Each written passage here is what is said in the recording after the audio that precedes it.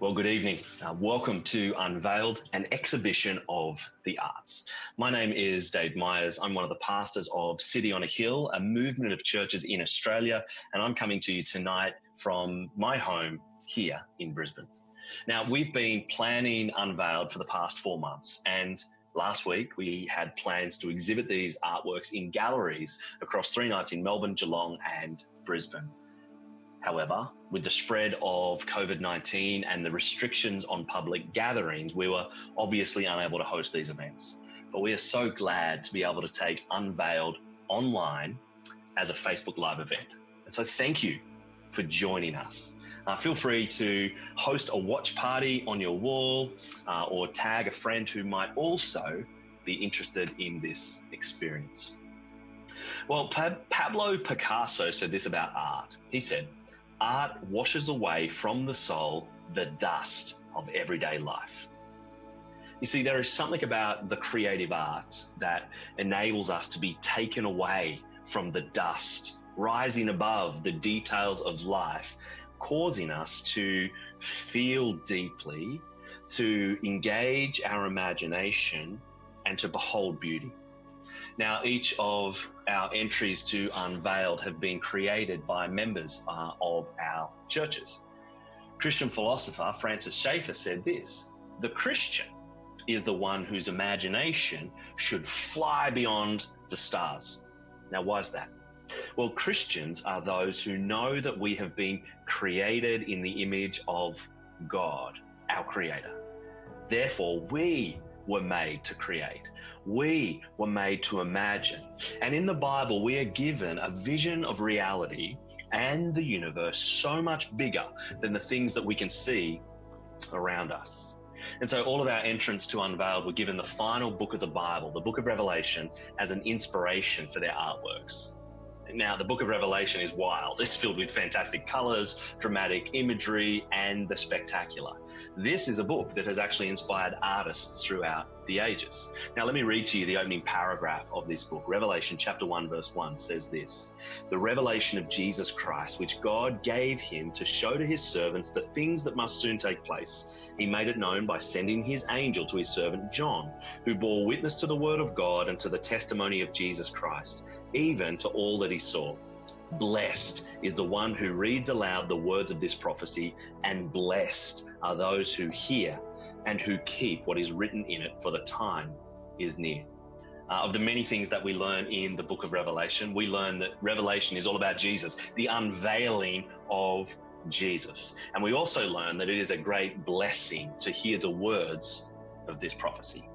And so sit back, grab a drink of choice, and my hope is that you will be inspired by the art you're about to see, that you will catch a glimpse of Jesus, and that you will be blessed by this experience. Enjoy. Lovely to connect with you tonight. We really want to hear a bit more about your digital pieces that you did for Unveiled. Can you tell us a bit about your inspiration behind the 2 pieces that you've done?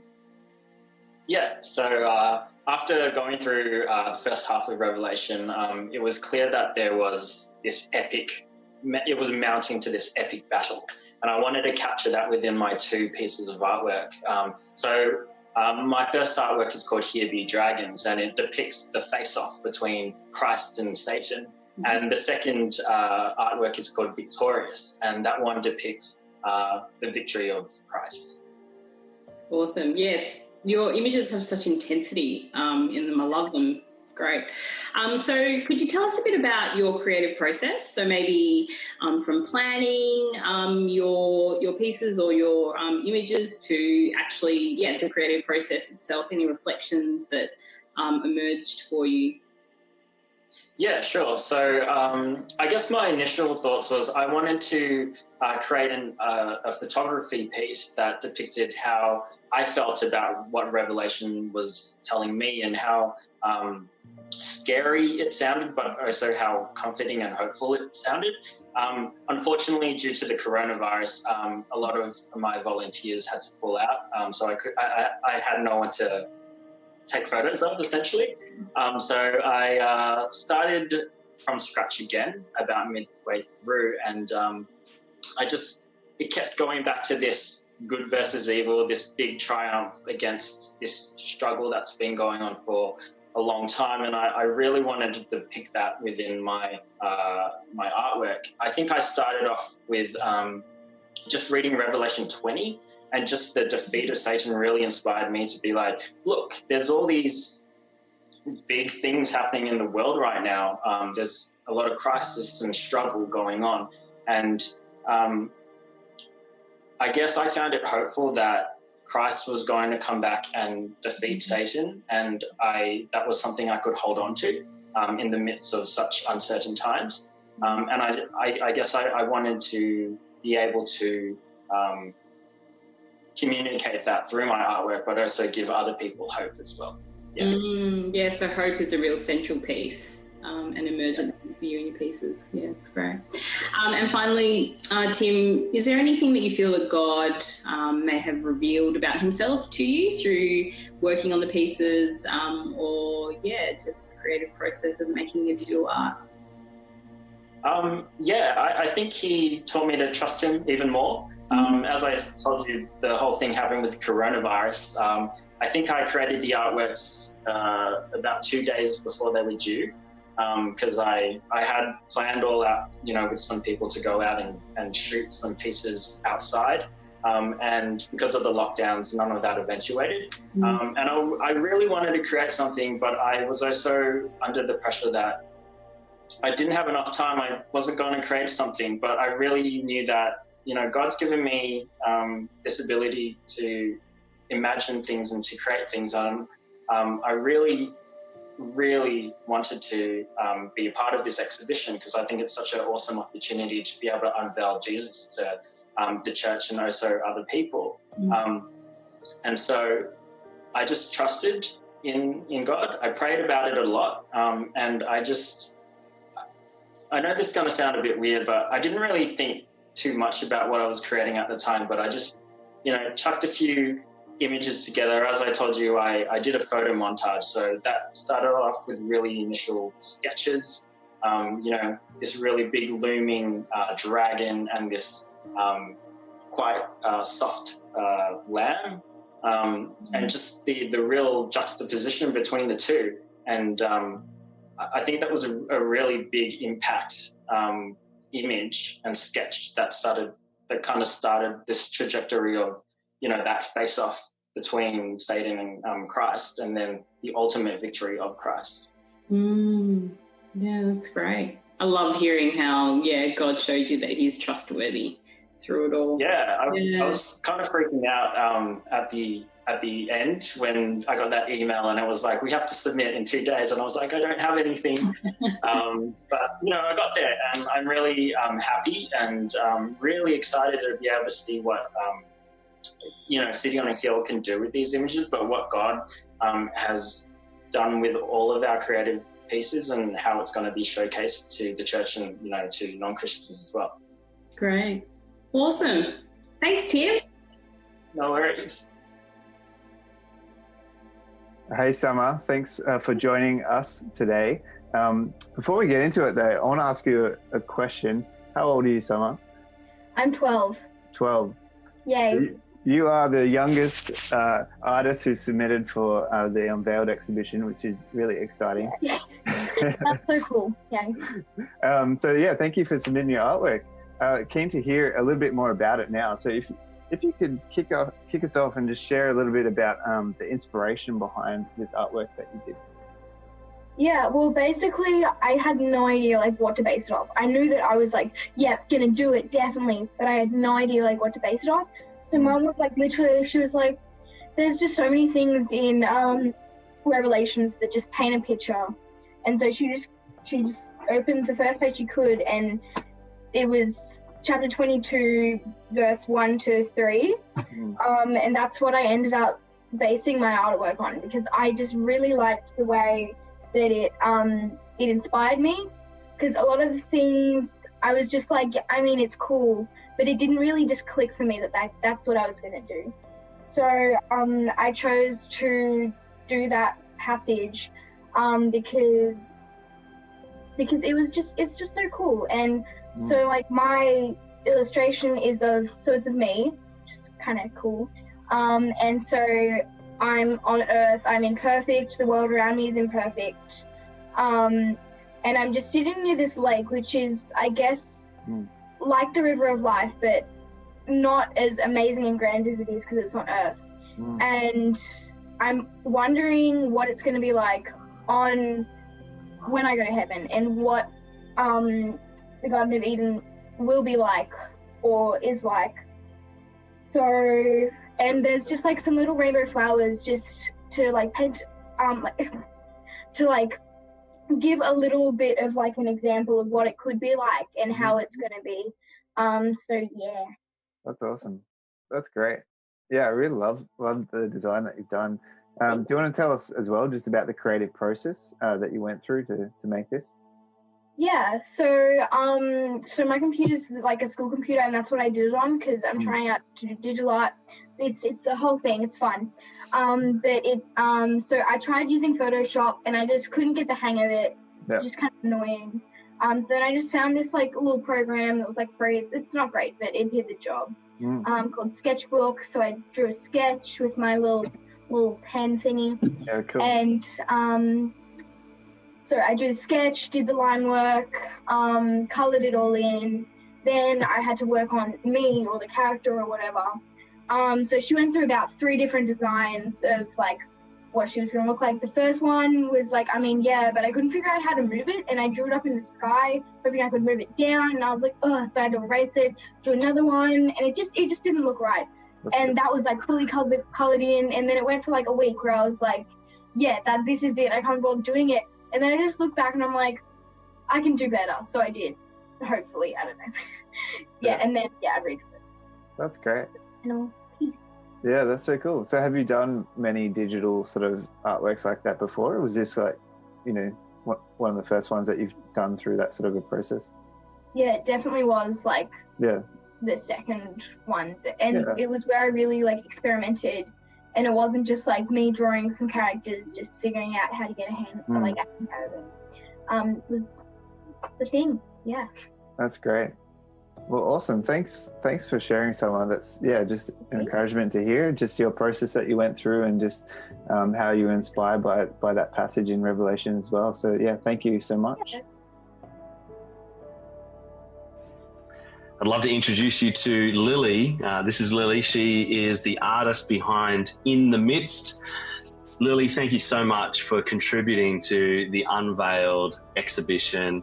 Appreciate the hard work that you've put into this, and I've loved hearing the story behind it, and I'm keen for others to hear the story as well. And so tell us a little bit about the inspiration behind your piece, in particular from the book of Revelation. So throughout the whole Revelations, a lot of the sermons tend to be quite daunting, which is so good though. I learned so much from it. But out of reading all of Revelation, I thought the most comforting and enlightening verse comes from Revelation, chapter 7, verse 17. It says, "For the Lamb at the center of the throne will be their shepherd. He will lead them to springs of living water, and God will wipe away every tear from their eyes." And my artwork basically portrays this whole verse. Love it. It's a remarkable promise and a remarkable hope, and as you said, like a remarkable comfort. Like it's a tricky book, right? But in the midst of it, you've got this beautiful picture of Jesus, and you've got a picture of what he offers to us.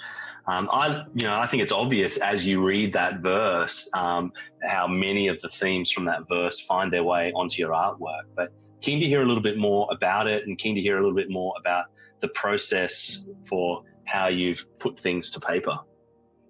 So this whole artwork is basically made out of 6 A4 watercolor papers that I have stitched together in Photoshop. Yep. It's been done using watercolor, charcoal, and some digital editing, as well as pencil drawing, a lot of mediums. I try to incorporate all types of mediums into this. And at the very end, I stitched them together and added some bubbles through the living water area along the borders, as well as all the charcoal drawing to represent the streamline of the water. Amazing. I love the detail on the hand. So that's charcoal, is it? Yes, that is charcoal, and using pencil as the shading. And so I basically use my own hand as the model, and I will just draw it back in and then use my hand again and draw it back in. And it took a really long time, and basically the whole symbolic meaning behind this artwork is the lamb is us as well as Jesus, the shepherd, and the hand represents God, who will be wiping away every tear from our eyes to end all of that suffering and sadness as like judgment comes near, because it is real. I love that. It's an incredible word of hope in a time of despair. God's word is always relevant, but, in our world right now, it's a word that people desperately need to hear, of the comfort, the hope, the time when suffering will end for all who trust in Jesus, the Lamb of God. And I love how you even spoke about the Lamb being us as well, because that's a beautiful picture of what Christ has come to do. He is the shepherd who has come to become one of the sheep. We were like sheep who'd gone astray, and yet Jesus has become a sheep. He's been sacrificed, and and he offers forgiveness and freedom and comfort and security to all who trust in him. Wonderful, wonderful promise in the gospel. Now, Lily, you mentioned to me earlier that when this was not going to be an online exhibition, it was, I think you said 6 sheets of paper. Now, you said you like it better once you stitched it together in Photoshop. What do you like? How do you like it better now that it's not just on pieces of paper? Yeah, and so I actually got all of these art supplies from 5 years ago when I just started uni, and I have never actually used them up. And I thought this Unveiled exhibition is such a great way for me to relive my creativity and all of that as well. And so at first, when it was supposed to be a physical exhibition, I was wondering if 6 A4 papers looked good. And then now that it turned on to online, I was like, okay, let me give it a go with using, Photoshop, digital help. And it turned out much better because it looks more cohesive. The way the hand just reaches out for the lamb, it just looks much better as a whole, and it has a better hierarchy, symbolic meaning behind it too. And so that's why I much like it now. Yeah, much better. So good. So good. Well, Lily, thank you. Really glad that you participated in the Unveiled exhibition. Love your work. Love the way you so clearly represent some of those themes from Revelation chapter 7. So thank you for joining us, and thank you for sharing with us tonight. No worries. Thank you so much for doing all of this exhibition. I'm so glad I participated. Awesome. Thanks, Lily. Sophie, thanks so much for joining me today. I've just had a look at your artwork. There's 3 beautiful pieces that I just saw. And what I was most taken with was it looks like they're from a series or a collection. And I'd be curious to know, how did that come together? What does that collection mean? And what does that mean to you as it relates to this? And when did that come together? Well, this is a series that I put together some years ago. Called Providence, and they were a testimony to my conversion at the time. I had a very dramatic conversion in '95, following the knowledge that my father was dying, and I asked myself a lot of questions about the meaning of life. And I was prompted to go to a church, and when I went to this church, the preacher on that very day was preaching about death, the death of Jesus and his resurrection. And it just made total sense to me, and I knew there was a truth. I knew there was the way of life, and I came from one place in my mind to another place of transformation, and my life was completely different at that point. I wanted to express it some ways, and I just couldn't stop talking to people about it, but I had to do something more. Wasn't enough. I needed to put it on paper. So praise God, you've got the artist spirit going through you. Yes, good. Yes. It had to outlast me, and I started painting because I always liked art, but I didn't have a formal training. Well, tell me a little bit about that. Just a small piece, maybe. What does the background and inspiration look like for you as an artist? How do you actually bring, oils and tangible things to a canvas? How does that happen for you? I observe things usually, and they mean something to me, or I capture the image in me, and I can see that the colors work together, or there's something special, or a sun ray comes onto a beautiful field, and the colors go together, and I know that this is powerful, so I paint that way. What is inside me, but I'm not quite sure how it works, but I think that I'm able to observe how it works a little bit. Amazing. We've only got about a minute left. I'd love to know, as an artist, how has God been refining you, or over time, like, how do you see your artistic journey? Are there any hardships, or what have you experienced as an artist that maybe we can close with? Yes, so as an artist, which I paint things that are different from then, I know that things are finished, and sometimes they're finished within 10 or 15 minutes. Wow. But the process has been very long. And a friend of mine told me once that was asking when do you know your work is finished? And I had to confess to her that I was embarrassed, because sometimes it doesn't take me long at all, and sometimes I do 5 or 6 at the same time within 2 days, and they're all fine. And she said, yes, but how long has it taken you to get there? And the process is long. It's a journey of life where you learn day after day, and then one day you know that it is good and it is right and it is finished. Yes. Praise God for that. And you are a work of art. You create works of art because of the great Creator. And thank you for your time today, Sophie. It's been a blessing getting to know you. My pleasure, and see you soon. I hope you're keeping well in this time. Thank you, Sophie. Bye-bye. All the best. Bye. Hey, Anya, so great to have you join us. I'm just looking at your beautiful image, Behold, that you did for Unveiled. Could you tell us a little bit about your inspiration behind your piece? Yeah, so I actually saw a similar scene painted a while ago, and it's just stuck with me ever since. And it's just that whole imagery of being raptured or saved.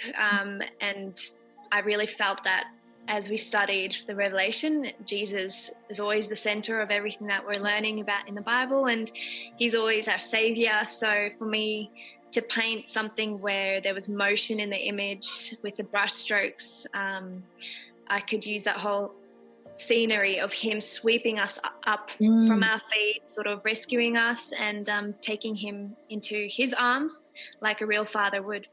Wow. Yeah, beautiful. And in terms of your creative process, could you maybe share a bit about how you work, any reflections that emerged as you worked or prepared to paint or planned to paint?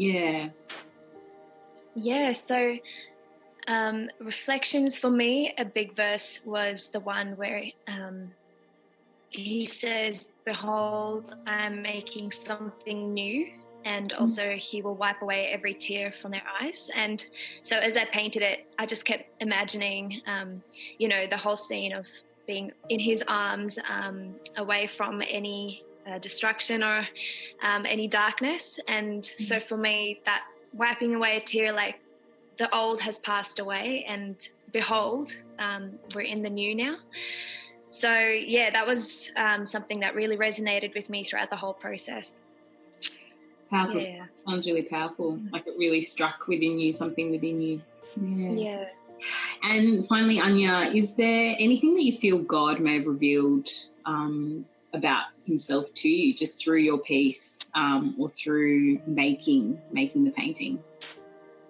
Yeah, so there's little things. I try to incorporate the Trinity in my paintings. So I've got Jesus, obviously, with his arms out, and us all humans sort of being swept up from earth, running into his arms. And then behind him, I've got the Holy Spirit sort of as a hovering figure in the background.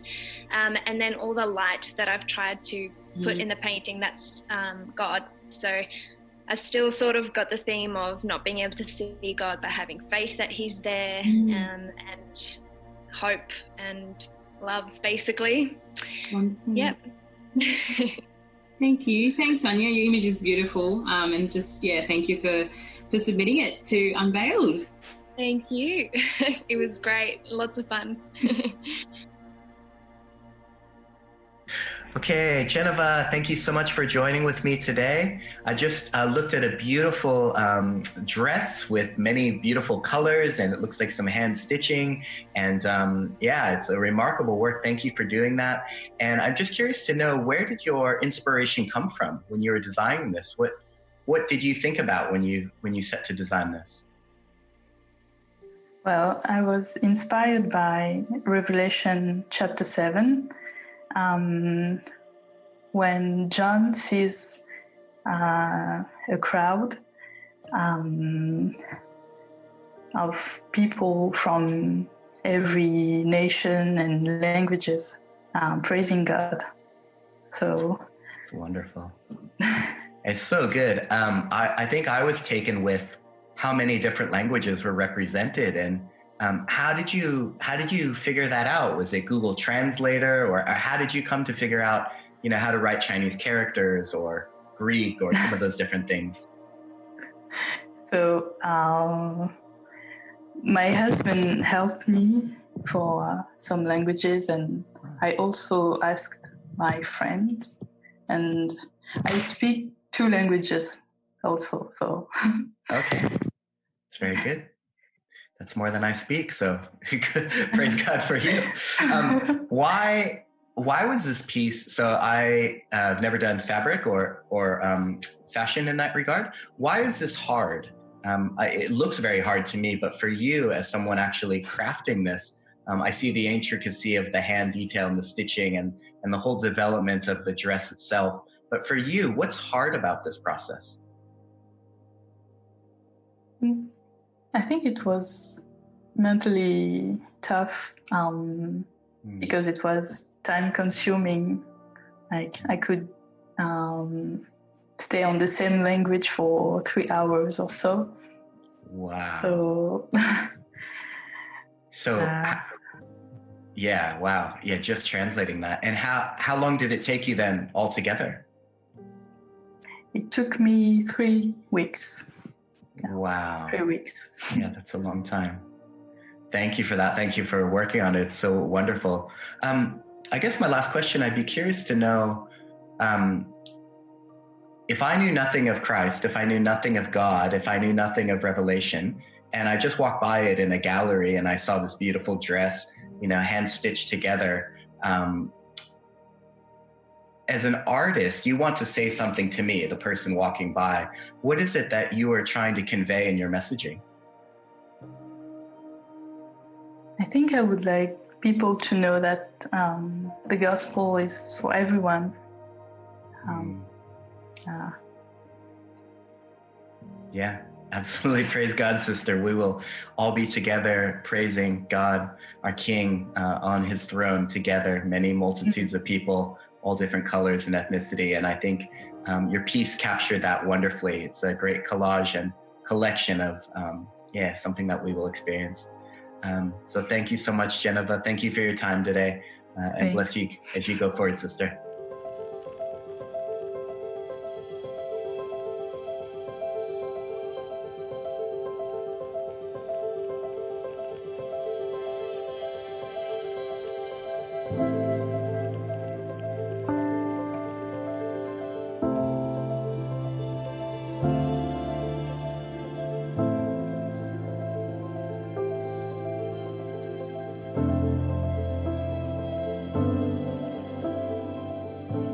Well, next up, we've got Benjamin, Andrew. Ben, thank you so much for contributing to the Unveiled exhibition.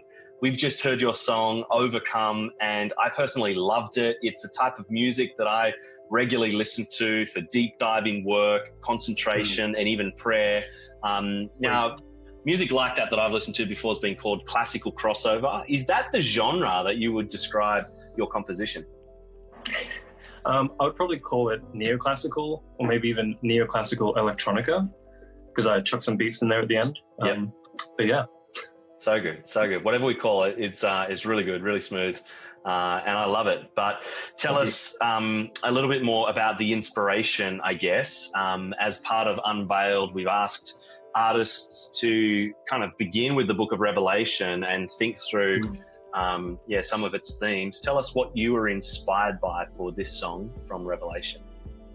Well, I think that over the past 3 or 4 weeks, going through Revelation at church has really, I guess the themes of apocalypse and great, it really invokes imaginary vistas in your mind. And I think that, I wanted to capture some of the sullen emotion with the subtle strings in the song. And then also, I guess, the bass and the beats, I just really like that stuff. And then even like the chords, they're quite melancholic and kind of uplifting, and I tried to make them as beautiful as I could. I think that ultimately much of Revelation has inspired where my mind was to make the song. Ultimately I think also the verse that I think I apply to it is Revelation 3:20, 20 and 21, which, it's just a really beautiful verse.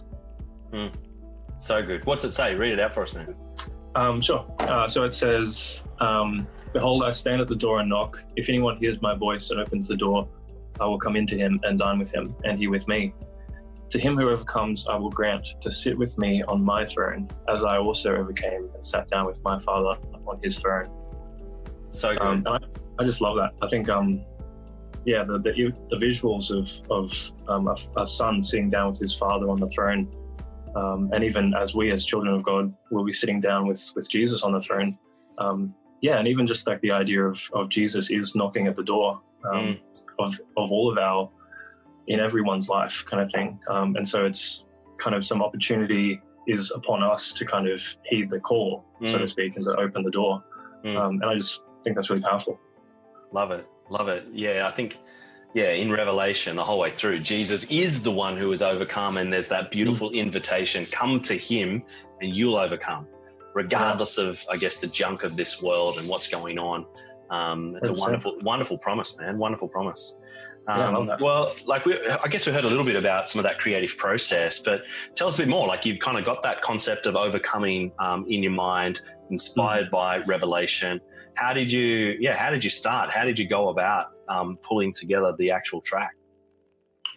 Well, to be honest, for this one, I found some really nice string samples, which are heavily inspired by people like Oliver Arnold and Nils Fram and these pianists. Legends. Now legends. So I kind of got some samples that were inspired by them. Just found a key on the piano. I actually used a piano plugin that is created by Oliver Arnold's. So that was cool. Hey, Oliver, if you're watching, I'm a big fan. Shout out. Sorry, keep going. I'm a fan of Benjamin Andrew too. Keep going with you.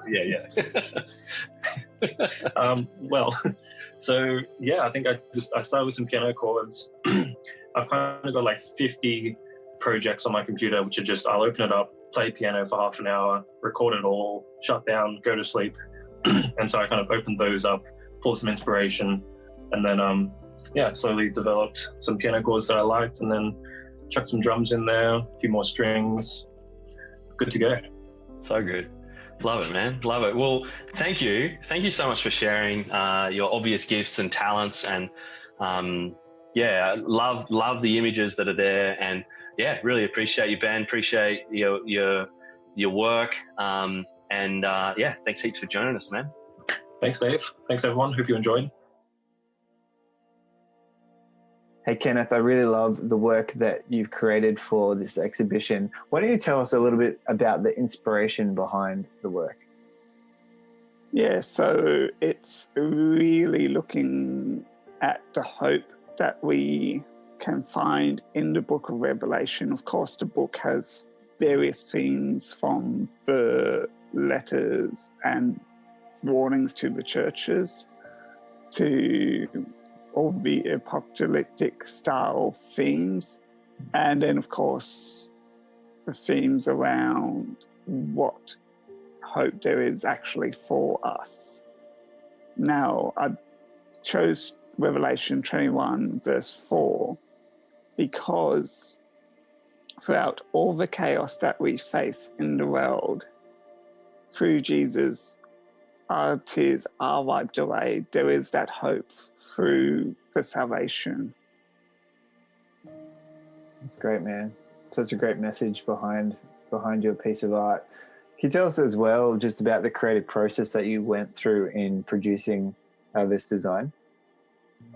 So for the creative process, I looked at the colours that I mentioned in Revelation, especially the emerald green colour that comes up a fair bit, and used that as a base for the artwork. I then, in an app called Procreate on my iPad, designed some of the hand lettering and then used some brushes to do some of the other lettering to create this fairly happy kind of flowing look. And on the version that has the face on it, that's actually showing that there is no tears, that they've been already wiped away. Fun fact with that face is actually one which I've just taken a photo of myself and have drawn the face using my face as a reference. That's cool, man. That's great. Well, I love the story behind that and how you've approached this piece of artwork. So thanks for sharing, Kenneth. That was a blessing to hear. I'm sure others will be encouraged by that too. Thank you, May. It's great to chat with you today and have you with us. Thank you for your Unveiled submission. We just wanted to catch up with you today just to hear more about you and your inspiration and your creative process. So do you want to share with us what's the inspiration behind your piece? Yeah, the inspiration behind my piece, I guess, is just going through the book of Revelation, having coronavirus happening, impacting my home country in China. I saw the vision of people reaching out to God when I was praying for China. And I was thinking about, we're all actually reaching out for something in this life. People are reaching out for wealth or love or fame or money, but we are living in this unfinished life. Like when this life ends, where are we going to go and what are we going to reach out for? So yeah, that's my inspiration. I believe that in the end of the day, we will be reaching out to God in the end of the day. So, yeah. Powerful stuff. Thank you. And in terms of your creative process, do you want to share with us, just reflections on how you, worked through the piece and what emerged for you, through the creative process? So I pray about what I'm going to paint. Pray to God that how I'm going to articulate my understanding of God through my artworks. I guess the image itself came to me through a prayer that I had with God. And I just kind of used pencil to document that image in that moment. And later on, I did a study with acrylic paper. Then I moved it to the canvas and with some oils and just kind of, express my image there. Wonderful. Thank you. And May, finally, is there anything that you feel God may have revealed to you through working on this piece and creating this image? So I guess God is asking, me, what is the priority of my life? What am I reaching up to? Is it God or is it something else? And also that instead of being afraid of being creative, I can actually use things that I love to glorify God. And that's a really beautiful, beautiful thing. Most definitely. Wonderful. Thanks, May. Thank you for sharing that with us. Kirby, thank you so much for joining us today, brother. I just had a look at your photos. They look excellent. For me, someone that's probably never engaged in the same way that you've engaged with these men and women. It's quite beautiful and remarkable, and I think this picture really brings it to life. So could you tell me a little bit about the background of some of these photos that were taken and perhaps the inspiration that led you to take these photos? Okay, I've had the privilege of being able to go to India about 20 times over the last 21 years. And so I just love all things India. And in particular, I spend a lot of time teaching people in rural and tribal areas. And I've just grown a tremendous heart for tribal peoples. All my life, I've met tribal peoples from missionaries that came to our home as a family, went for the first time on a mission trip back in '74 to Peru and heard about that. And then finally I had a 40-year dream come true to go to India. And bang, all of a sudden I'm exposed to tribal peoples. And it was conflicting because all my life, in my adult life, I've heard, there's unreached and unengaged people groups. And yet in Revelation, it talks about how we gather around the throne of the Lamb and we praise him. And it's every tribe, kindred, tongue, and nation. And I'm thinking, wait a minute, they're all there. So he's doing something, probably a lot that we're not even aware of. And he can, and praise God for that. And so I thought, well, I'll start capturing that. I can't draw. Stick people are even beyond my pay grade. So I just take photos and always seek to ask permission to do that. And I just collect them. And the photos that are most meaningful to me are the ones that capture the eyes and that expression and character in the face, because half of the photos that are in my collage are people that I've actually stayed with. The other half would be people in the areas where I have been spending some time. And I've always, sought to get permission for them to do that. But it's a way for me to bring them back and not only allow my children and others to read my journals, but I can share with them the lives that have shaped my life. And that hopefully I've been able to leave a little imprint as well. And so to me, this is just a small smattering, because if in India there are 645 tribal groups, you work that out exponentially across the planet, we are going to have one awesome gathering. And I believe it's going to be a diversity that we've never known this side of the world. And I can't wait for that, because I don't think we're going to all be, Caucasian with a set of wings and playing, harps in our spare time. I think we're going to be as wonderfully diverse as God made us down here. So that's what I've sought to encapsulate. Praise God, Curbs. That's so good. Hey, you said something that stood with me, and a lot of artists say this, that they seek to target the eyes, whether that's in paintings or photographs. For you, what is it, the essence of a shot around the eyes, or maybe, like you rattle off a bunch of photos and, for any one of us, we're curating, this one's good, this one's not as good. And for you as a photographer, what is it that where do you land on this is good and it's good because for you? Well, if I can correct you, Kirby takes pictures. Okay. I would never call myself a photographer, but I just love faces. I love diversity. I love scars. I love tribal tattooing and piercings, because it tells a story.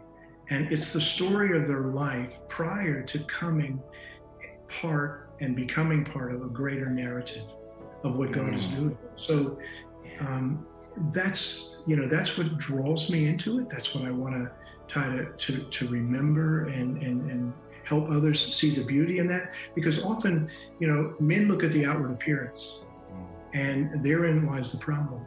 If we don't look deeper and have the eyes of Jesus to the souls of people, then we're never going to really appreciate them externally, because we're always keeping at an arm's distance because they frighten me or they don't look like me. And India has done more for my soul than I've been able to do for anybody there, and I'm so grateful for that. So that's what my pictures do. They remind me of things that I don't ever want to forget, because they're lessons that God has taught me in the crucible of relationships, and that's precious. Kirby, this has been a remarkable interview, brother. I could sit here and talk to you all day, but I know and acknowledge that we've got a bunch of wonderful artists to showcase. Thank you so much for your time today. It's been a blessing chatting with you, and you're such a wise man. Thank you for that. Appreciate it. Thank you, Don. It's a blessing to be a part of Unveiled.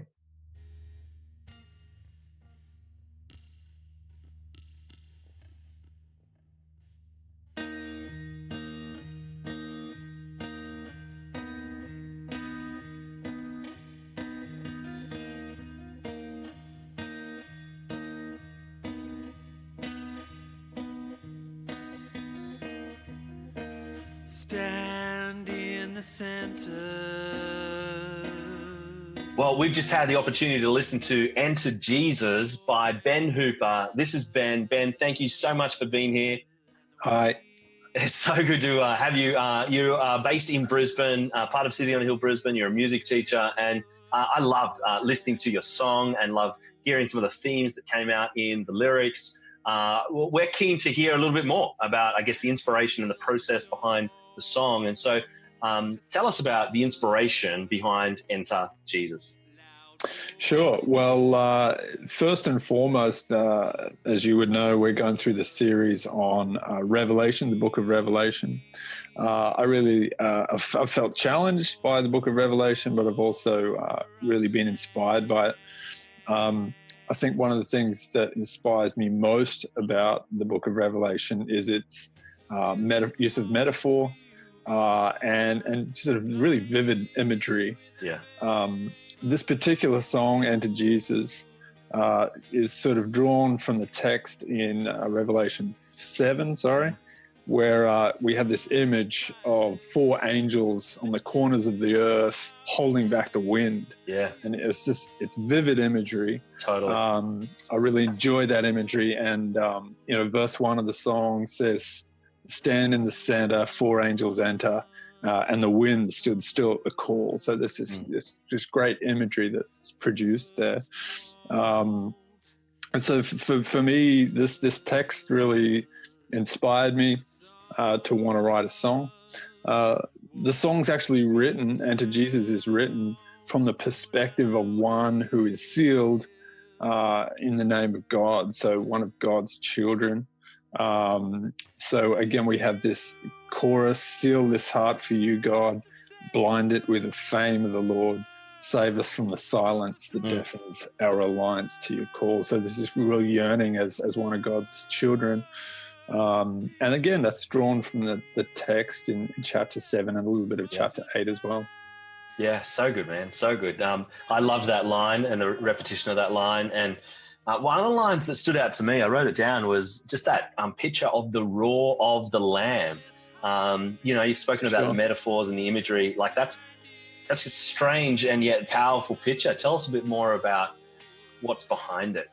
Yeah, look, the imagery of a lamb we know is used to represent Jesus quite often in the Bible. But when you think about a lamb, it's just a small, innocent, beautiful thing. And whilst Jesus is beautiful, there's this juxtaposition, but he's also God. And the roar of the Lord, the roar of the lion, can represent that. And to have those two things juxtaposed in that lyric, I think shows the beauty and the power of God. So yeah, it was just a line that came to me that seemed to fit really nicely. Love it, man. Love it.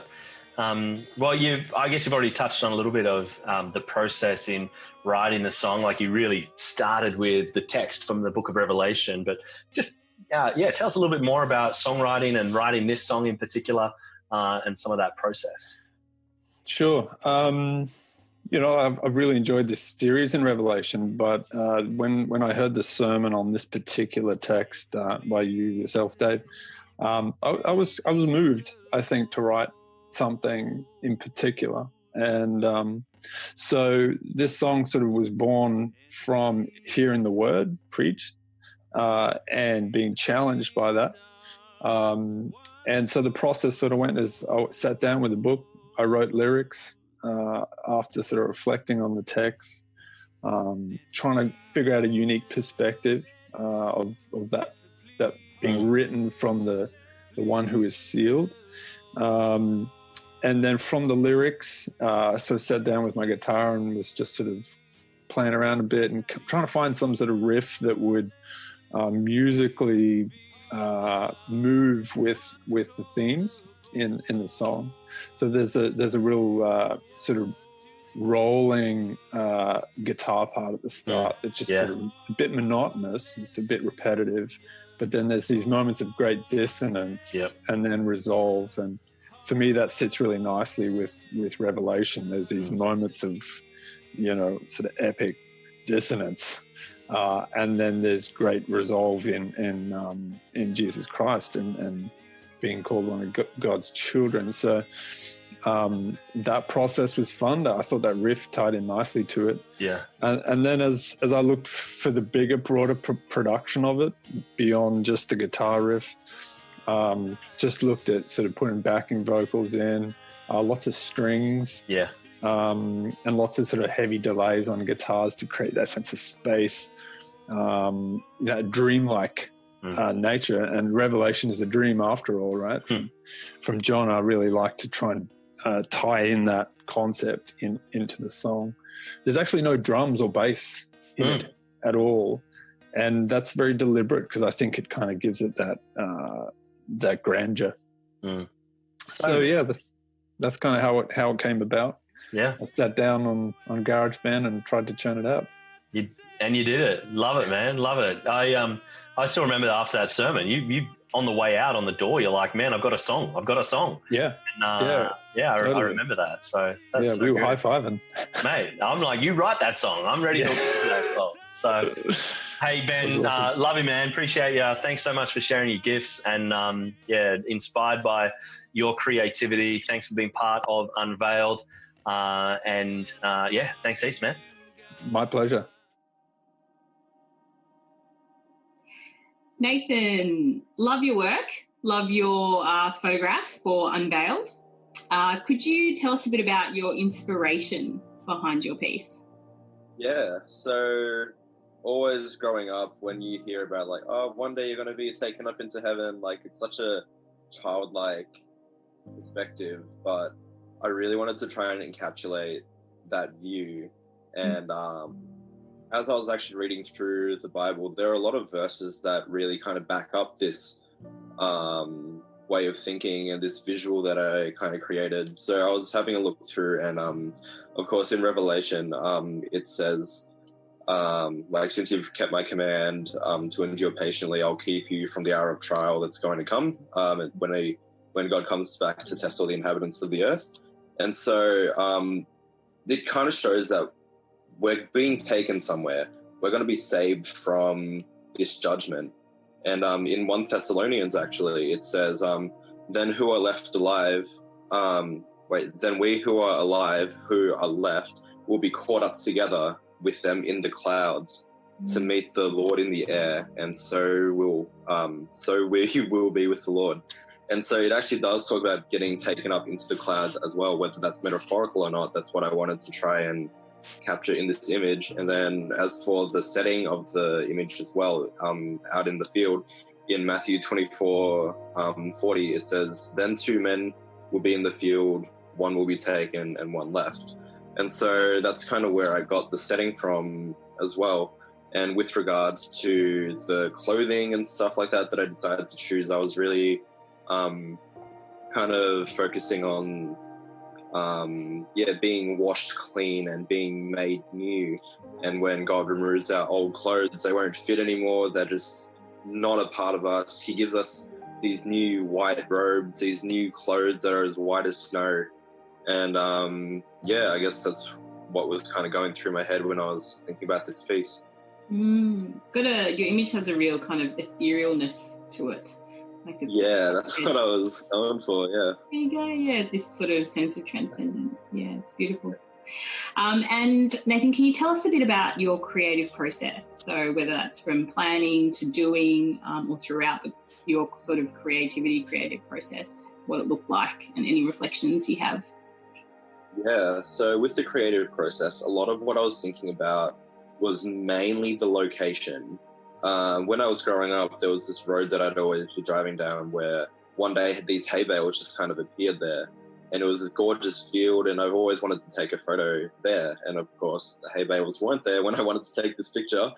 And so I was literally spending a day just driving around trying to look for a beautiful field with hay bales that are accessible, that wasn't illegal or trespassing onto anyone's property. And only through God's grace did we manage to find a spot like this, only maybe 10 minutes from home as well. And so once we got the location, then I could really kind of visualize what I wanted to do for the photo. And everything just kind of came together perfectly on the day of the shoot. Like I wanted to shoot at golden hour, which is sunset. And there were the perfect amount of clouds. It was exactly behind where I wanted it to be, on the perfect side, and the light was shining perfectly through the clouds. It wasn't overexposed, or it wasn't difficult to shoot in, and God's work was just so eminent in the shoot itself. It was really windy that day, the day when I went to scout the location. But on the day itself, it had calmed down. It wasn't dangerous for the model. And everything was just perfect. But with regards to the creative process, it was basically just my camera on a tripod. I wanted to take it from a low angle just to make her look like she was floating higher up without putting her in any danger at all. And it was just a bit of playing around in Lightroom and Photoshop after that to get the kind of colors that I wanted. I wanted really warm tones just to give a sense of comfort and peace, and just that warmth of God that whenever you're in his presence, you feel that love and that tenderness. And that's what's happening in the photo. We're going up into the heavens where that warm light is going to be shining down from. Yeah, really sounds like God was with you in the process. Yeah, of the piece, which is great. And finally, Nathan, is there anything that you feel that God may have revealed about himself to you through doing it? Absolutely. Yeah, so even though now talking about it, I can definitely see God's grace and his presence and just his constant work through the shoot. At the time when I was looking for locations and stuff like that, all the places that were on my actual list of places to go to, they weren't how I pictured them, and they weren't how they originally were when I was doing my just when I was thinking about how they were looking from past memories. And so I started freaking out and worrying about if I could find the right location, or if I could find a spot at all to get this shot taken. And there were a couple of little prayers here and there being oh God, please help me find a spot and stuff like that. But on the day, just with everything else, there was a lot of worrying about my camera settings and worrying about people hurting themselves, and just making sure the lighting was right and everything like that. And because my mind was so scattered and I was so worried about so many things, I can't honestly say that I was putting God first on the day, even though this whole shoot is about God. But looking back in hindsight and seeing his hand on everything and seeing that I had nothing to worry about. Yeah, it's just so comforting seeing his glory come through, and taking back to see how he was with me every step of the way. And so I think, yeah, what he revealed about himself is that he's always there, whether we remember that he is or not. That's beautiful. Thanks, Nathan. Thanks for sharing that with us. Not a problem at all. Maddie, thank you for joining me today. Just came away from your beautiful painting. It's awesome. I love its simplicity. I love its purity. And I love that you're telling one story in a very concise way. That's what I come away with it, at least. But I'm curious to know, what's the original inspiration for you? What does this piece mean to you, and where did it come from? Well, for me, the idea really revolved around the scroll and the scroll itself. Ever since I was a child and I was reading Revelation, not having a clue what it was about, and revisiting it again as an adult and listening to the sermons and just trying to delve in. Every time I get to the scroll, there's something that grabs me. It's like a sword in the stone, that magical item, that one thing that drives the story, the one center hold of the item. And the fact that it's holding our future right in there, and that it's real, or metaphorically real at least anyway, it just keeps grabbing me every single time I've come across it. And then to only have the Lamb and Jesus able to open it as well, it's just a magical thing. If it could be magical. And it's always been a favorite. That's so cool. Yeah, and I guess I'd be interested to know, because so if I wasn't a believer, this looks like a picture of a lamb out in a field, right? And there's not much to it other than the fact that I've got this slit across the neck. And that's the point where artistically I'm like, oh, okay, this is what she wants me to focus in on. Now I'm really looking at this. And this is the point that she's trying to make. So what is, in the simplicity of this, and at the crossroad of this piece right here that you're trying to say something, what do you want your viewer to walk away with? I think it is with all art pieces that there's your immediate visual where you see what you see, and then there's the deeper metaphorical side to the story you're trying to say. The picture speaks 1,000-word story. And for someone to come along, it looks like an art piece that has a story behind it, that has a lot of thought behind it, that has meaning to it. And for people to look into it, they're going to learn the story about Jesus. They're going to learn about, the sacrifices that they made many years ago, and how it led to Jesus, who is the Lamb, who died on the cross and he was slain. And the metaphorical symbolisms there, that it ties together. It is one story, and hopefully it's something that, we know the meaning too, but perhaps other people can delve in and learn about as well. So good, Maddie. Thank you. I know from background and experience, we've worked together. You do a lot of digital animation, you do illustration, you do graphic design, you do so many different mediums. But you've said, look, this time around, I'm going to work on painting and oil painting at that. And the one thing that struck me about your oil painting is you've got this gold fleck at the bottom. You've got this gold paint or whatever that is. Tell me a bit about that portion of the painting. Well, initially it wasn't going to be there. I, in the creation stage, thought, some gold leaf would be great, but I didn't want to overdo it, and I didn't know how to tie it in. And then as I continued the painting, I kept changing the color of the scroll and how the scroll sat and what it looked like. And then I kept going and designing and refining and painting. And it was right towards the end when I sat there and I looked at my art supplies and I looked at my gold leaf sitting there, and it just had to be done. As I explained before, when I think about the scroll, I think of it as something majestic, and I didn't think any paint colors could really portray my idea of it. When I think about heaven, it's beautiful and majestic and, wonderfully amazing, and I just needed some kind of physical medium to try and portray what I'm picturing in my head, and it was the closest I could do.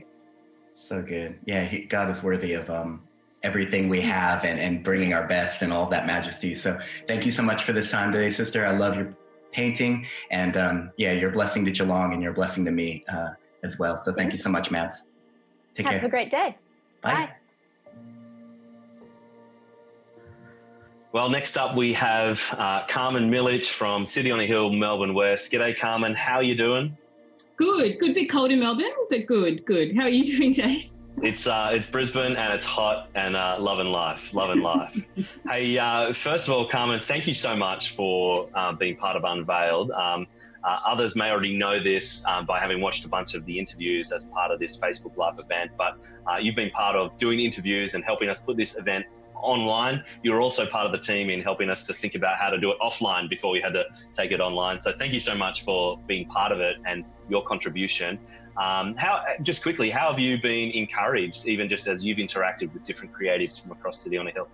It's been so encouraging seeing God really move in and through his people and really calling out creatives to create, reflecting on his word, being empowered by the Holy Spirit, and just bring glory to him through their creative gifts and their passions. I think being able to chat with some of our artists and really seeing and hearing about the inspirations, which is always around God, who God is and his word, revelation, obviously. And then also just seeing how God's really drawing them closer to him through the creative process and revealing himself in really profound and deep and also personal ways. Like that's been so encouraging, seeing God work in them and through them, and then in their works and ultimately for his glory. Yeah.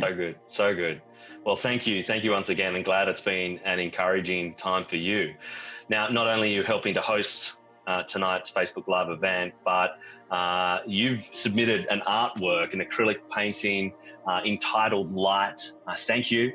I love it. I love the work that you've done, and we would love to hear a little bit about your inspiration from the Book of Revelation as you approach this artwork. Yeah, so there's two main sources for this image. Revelation 19 and 20 really kind of form the scriptural foundation and inspiration for the work. You know, we read where, Jesus is coming as king, full power, full glory. He's on the white horse, he's faithful, he's true, he's righteous, and he throws Satan into the lake of fire, and the powers of darkness are defeated. And then the second kind of source of inspiration actually emerged probably about 5 or 7 days before we started the Book of Revelation, where I was really given this word, John 1:5, that the light shines in the darkness, and darkness has not overcome it. And it was accompanied with this sort of felt sense, this presence or this vision of darkness trying to push in on God's people and the world. And the world in it, but also this beautiful call and assurance to pursue light, to Jesus, to focus on Jesus, and remember the victory that is in Christ. The two main sources of inspiration for work. Love it. So good. Light wins. Jesus wins. It's good news. Well, tell us a little bit about, I guess, you've got that inspiration from God's word. Tell us a bit more about, I guess, the process of getting it onto the canvas. Yeah. So with this piece, engaging with John 1:5, that scripture verse and that kind of felt sense of the darkness and light really sparked the creative process for me. Sort of creating and reflecting on that word first, and then as paint sort of began to take shape on the canvas and forms, like you see, the darkness is the chaos, the violence, and then with the light, the piercing power of the light. The flooding, victory of the light, as that kind of began to emerge on the painting. And as we, and me personally, as we were working through Revelation and reading Revelation together and praying through Revelation, it was really clear that the voice of the work and the word for the work was in Revelation 19, 20. I mean, look, God's been so faithful. He's been so good in teaching me and reminding me that he leads the process, he leads the creative process, and he will complete the work as he sees fit. And he just desires that dependence, submission to him through word and prayer, and he will use it for the good of his people and for his glory. So good. Well, thank you for Thank you for giving yourself to that creative process, and many people have been blessed by your work across our church in the past, and we're thankful for the blessing of you sharing your gifts again with us now. And again, thank you for helping us to host Unveiled tonight. Thanks so much, Carmen. We look forward to seeing you soon. Thank you, Dave.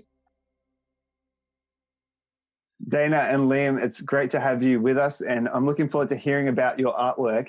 To kick things off, can you tell us a little bit about the inspiration behind this piece? Well, I guess for me, when we were studying Revelations chapter 5, when we were discussing the golden bowl of prayers, that was an image that really stuck out to me out of all the revelations that we'd studied up to that point in time. Because just having the image of my prayers that I'm praying whilst on earth are being stored in heaven in a golden bowl, that just really made me think about the way that I pray in a different way.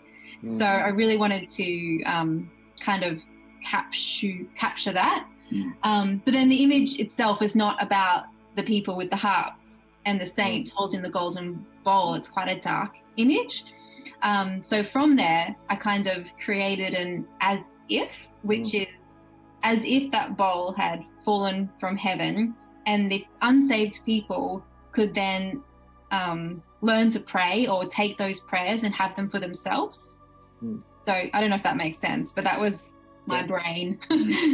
Yeah, that's cool. I had no input on this whatsoever other than photography and lighting. So that's what she said. Yeah. Well, did you have, I guess from the technical perspective, did you have any inspiration with how you set that up, or you just following Dana's kind of vision there?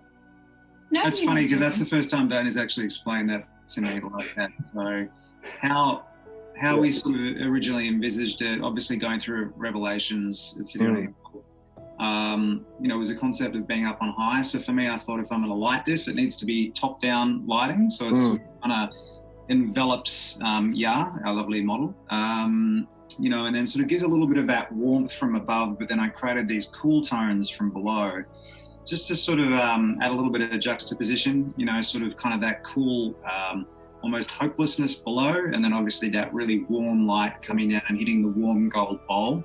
Making it look, very gold. Yeah, nice in contrast. And then we also had to play around with the concept of, because Dana's like, all right, I want this wisp of smoke coming from the bowl. So we actually tried using a smoke machine originally.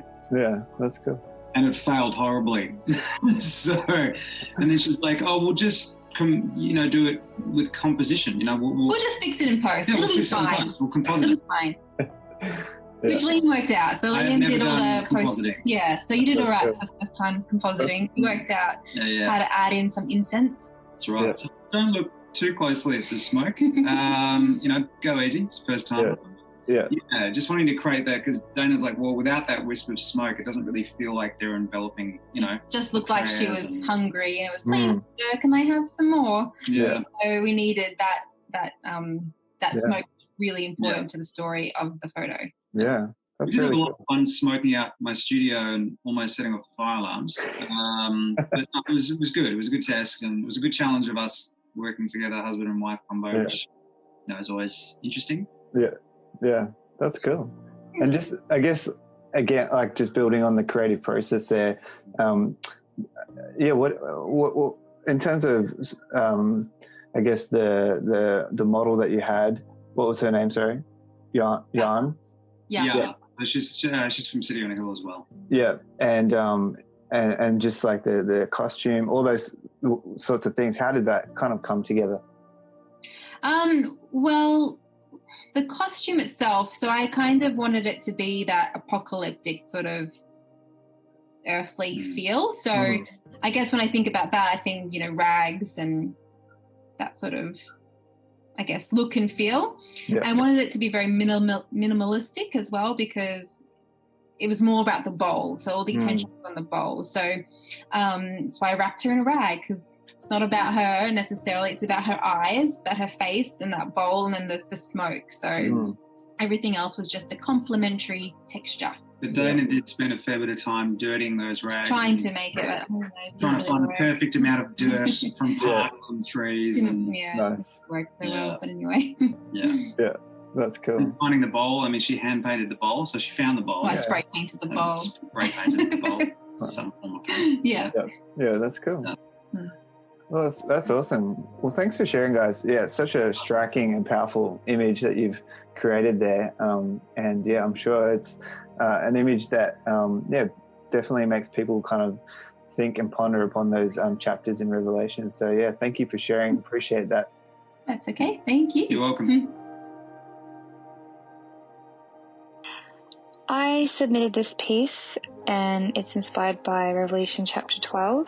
It is an illustration of St. John. He's exiled in Patmos Island, and it is where he's visited by the angel of the Lord and given the words of the book of Revelation. This is a mixed media piece, so I use some materials like pencils, gouache paint.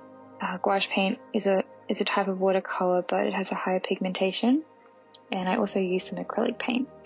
And I wouldn't normally use acrylic paint, but the final piece was started on a wood board, and it's very hard to layer and work at it with only a gouache paint.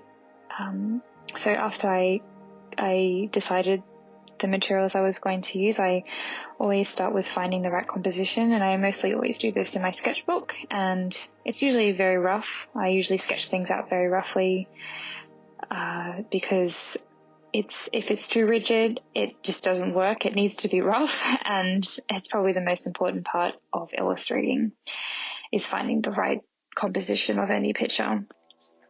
I then photograph my finished piece, and as much as I've worked on it as I possibly can, and then I scan it into Procreate, which I use on my iPad.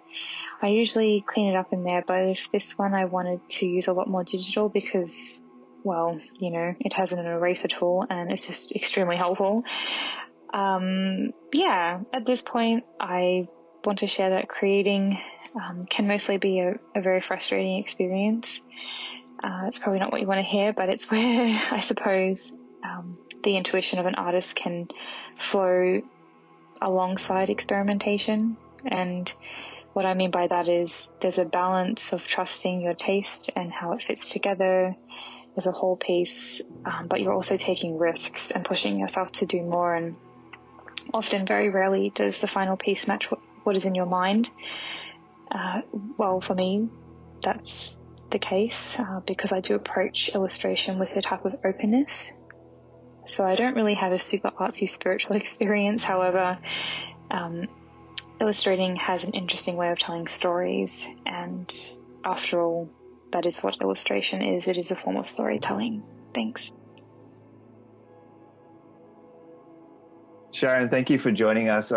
Looking forward to hearing about your artwork. And to kick things off, can you tell us a little bit about the inspiration behind your work?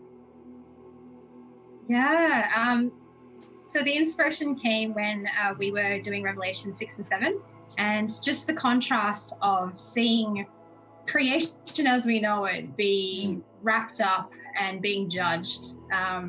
So that's one part of the work. And then the second piece was then focusing on the glorious nature of the multitude in chapter 7. So they're two very, very different pieces, but surprisingly we find them side by side as we read through Revelation. Yeah, that's cool. And tell us a bit about the creative process that you went through for producing both of those artworks as well. Yeah, so the first one, as you'll see, it's a tri-panel, but the first panel does show a beautiful landscape. And I just wanted to understand a bit what it's like to have to, judge or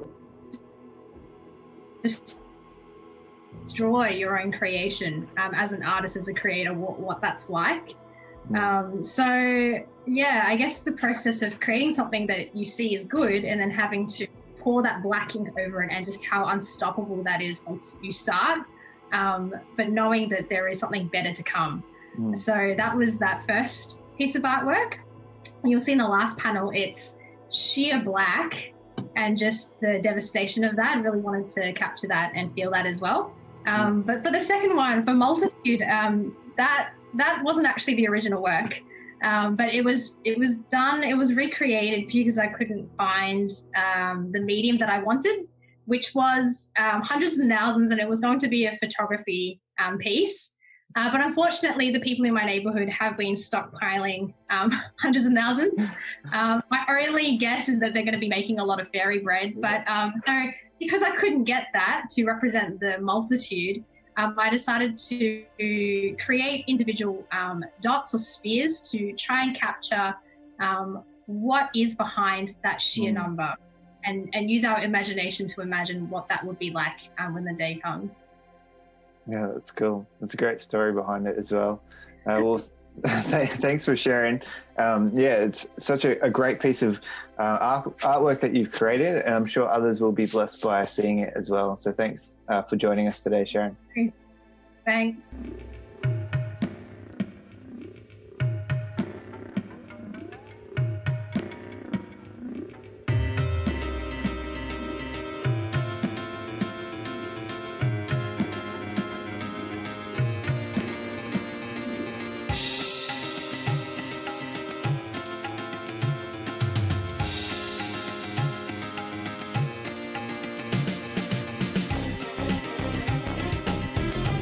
All right, Simon, good to see you, brother. Just got off listening to Get It India. It's an awesome track.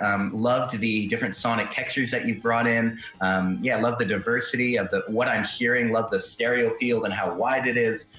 Curious to know, what is it about this song in particular that I guess is, coalesced in the Book of Revelation? What is bringing the meaning and the significance of this track together with the Book of Revelation?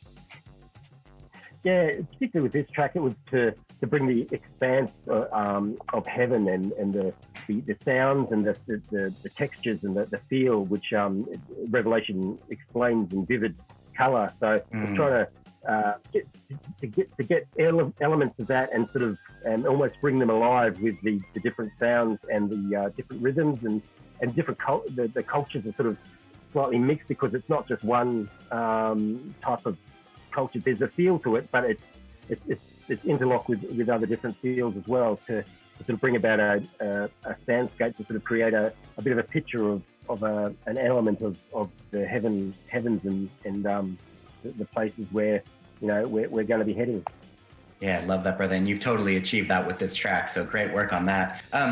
How can I listen to a lot of instrumental music, but you as an artist, how can an instrumental song, I guess, convey meaning? Like without lyrics, we attach ourselves to lyrics. So apart from lyrics, how do we actually derive meaning from an instrumental track, do you think? Yeah, there's different rhythms and different textures that you put together to sort of create a bit of a soundscape. So you sort of enter into almost a scene, like in a movie where you walk in, you hear the music, and as soon as you hear the music, you know where you are. So with the instrumental, just sort of it creates a bit of emotion when you listen to a track and you go, you sort of get a bit of a feeling for something, sort of triggers you, and sort of you start to feel something different to what you did before you started listening to the track. So it's just that you're just sort of entering into a different place and sort of experiencing something which is quite different. Yeah, very cool. So how did you go about writing it? Like, are these samples? Is it, all original work? Like, what's the process for you like? Yeah, particularly with Get It India, it was sample based. So I bought sample packs, and there's a Middle Eastern one which had some Indian. There's also a couple of other from the Middle East. So it was like putting a puzzle together, where I'd take a piece, you'd start it with the intro, and then you'd sort of work across to maybe a verse, and then you'd pull a different rhythm in and think, oh, that works, and then it's like, no, that doesn't work, so you pull it out and then try something else. So it was like just a bit of experimentation, but yeah, effectively just all these little pieces that were around, just grabbing one, putting it in, and if it worked, then all the keys were the same, and then it sort of flowed. Then I sort of go from that, and then progressively work through the song, and then at the end, I'd put I'd play the drums over the top of it to give it a backbeat. Yeah, cool. So, yeah. Awesome. So with this, How do you want to inspire people? Like you've got, there's the instrumental music. I think it's awesome, but obviously there's a message and a meaning behind it. How do you want other people to respond to this track, and what is it that you want to convey as you, move this forward? Yeah, just well, particularly with the instrumentals, it's creating just an atmosphere where they feel like they can enter in, and then and as I said before, get a bit of a soundscape so they actually feel the environment that they're in just by closing their eyes and then going somewhere else. So it's without the lyrics sort of guiding you how to feel, more having different rhythms and different sort of have the ebbs and flows, and then pulling it back, and then all of a sudden slowly coming into the chorus. But you can sort of feel the structure, but there's not a set structure, because when there's no words, normally in the words they have a set sort of, okay, this one's bridge, this one's definitely verse. But with the just instruments, it's sort of finding the different sounds that actually build into it. So it's not just sort of throwing one here and throwing one there. It's like, okay, this one's got to get from building a bridge from here to here. What are we going to use to sort of, put in between and that sort of thing? And then it's like, just like building a house, you sort of start at the bottom and then you sort of work your way up, and then something doesn't work, but then you have to, you sort of try and find a way. So it's more like, just sort of being creative with what you have, and sort of just inspiring others to sort of even just listen and just, a bit of an escape for 2 to 3 minutes, but take you somewhere where you haven't sort of been, and then you just sort of, effectively. Nice one. So knowing that we've got this instrumental track and that, sometimes lyrical content drives meaning, you might have a viewer or a listener listen to this. What do you want them to see, experience? What meaning do you want them to walk away with as they are listening to this song? Yeah, it's just an experience of a bit of an escape and removing them from the place they're at into a more, I guess, a more of a focused area where they close their eyes and they get a picture of what I'm trying to say in the song, as in just the complexity of different rhythms and that. But it's sort of an interestingly put together, not just a flat, but it's going up and down and ebbs and flows. So it's sort of taking you on a bit of a journey through that 3 minutes that that only sort of sound can do, because it sort of gets in your head. Whereas if you're reading it, sort of you can't really get a bit of a hearing. So it's sort of picking up that actual the feel in the sound, I guess. Yeah, nice one. Well, thanks so much for your time today, Simon. It's been a pleasure. I really appreciate listening to your music, man, and wish you all the best in the future. Take care, bud. Thank you very much. Laurent Perrier. Laurent Perrier, voilà, Laurent. Laurent. Yves Saint Laurent. How do you say in English? I don't know. Laurent. Okay, just say Laurent. Titan Laurent. Yes. Titan Laurent. Titan Laurent. Okay, here we go. I want to... Let's start again. Here we go. I want to introduce you to Titan Laurent, another one of our artists for the Unveiled exhibition. T, thank you so much for being part of Unveiled. We are inspired by you. We're thankful for your work and love what you have come up with. And your artwork, which is entitled Beast or Lamb, we'd love to hear a little bit more about it. And so I guess the first question would be, tell us a bit about the process of coming to bring this artwork together. Okay, the process is very free. There is no structure in the process. I pray before painting. I ask God to speak to me, and it's just like, I know the first thing I need to decide is the splash on the canvas, and then from there, everything comes naturally. Then if I reach the time where I don't know what to do, I just ask again, I wait, and then when the grace and the inspiration, I continue and I remove and I add and I remove until the Holy Spirit says stop, and I know it's finished. And then there's lots of reflection and lots of napping and time of questioning and reflection. There is maybe 80% of reflection and looking at it, and 20% of really painting. So that's the process. But it's working with God, that's for sure. Just God, leave me alone. Just concentrate on God. Amazing. Now, this particular artwork, the first part of it you began 5 years ago. And so at one level, it's been a long process, and it's only been in recent weeks as you've been opening the Book of Revelation as part of the Unveiled art exhibition that you found clarity on how to land and how to finish the painting. And so can you tell us a little bit more about the beast or the lamb? They're kind of these two images that we have in the Book of Revelation. Tell us about how that helped you to finish this artwork. Yeah, it's true that I started painting 5 years ago, and it was really unfinished business, and I'm really thankful of this exhibition, because by reading the Book of Revelation, by thinking of the lamb and the beast and who I was the lamb or was I the beast, what was I doing, that it was actually looked like more like it was the beast than the lamb, and actually all these reflection. And then I had to produce something for the exhibition, and then it's like God lead me to this painting that I started 5 years ago, and everything makes sense. It was easy in 2 weeks' time. After waiting so long, I could finish. I could be happy with it, even if it doesn't reflect my style anymore, because now I'm doing completely abstract. But it's perfect. It's just like this painting finally reached its destiny. It's like it was there for this exhibition and for my understanding and my own growth in my own life through this revelation, this Book of Revelation that actually changed my artwork, but also is changing right now my life in an amazing way. I don't think I will ever be the same now that I can see who is the lamb and who is the beast, and what I need to do to be more and more like the lamb, because that's how I get the victory. And I want the victory because this is a difficult time. It is a difficult time, and I think you're spot on, T. I think the offer from the Lamb in the Book of Revelation is so relevant to our world right now, in turmoil, in chaos, uncertainty, fear.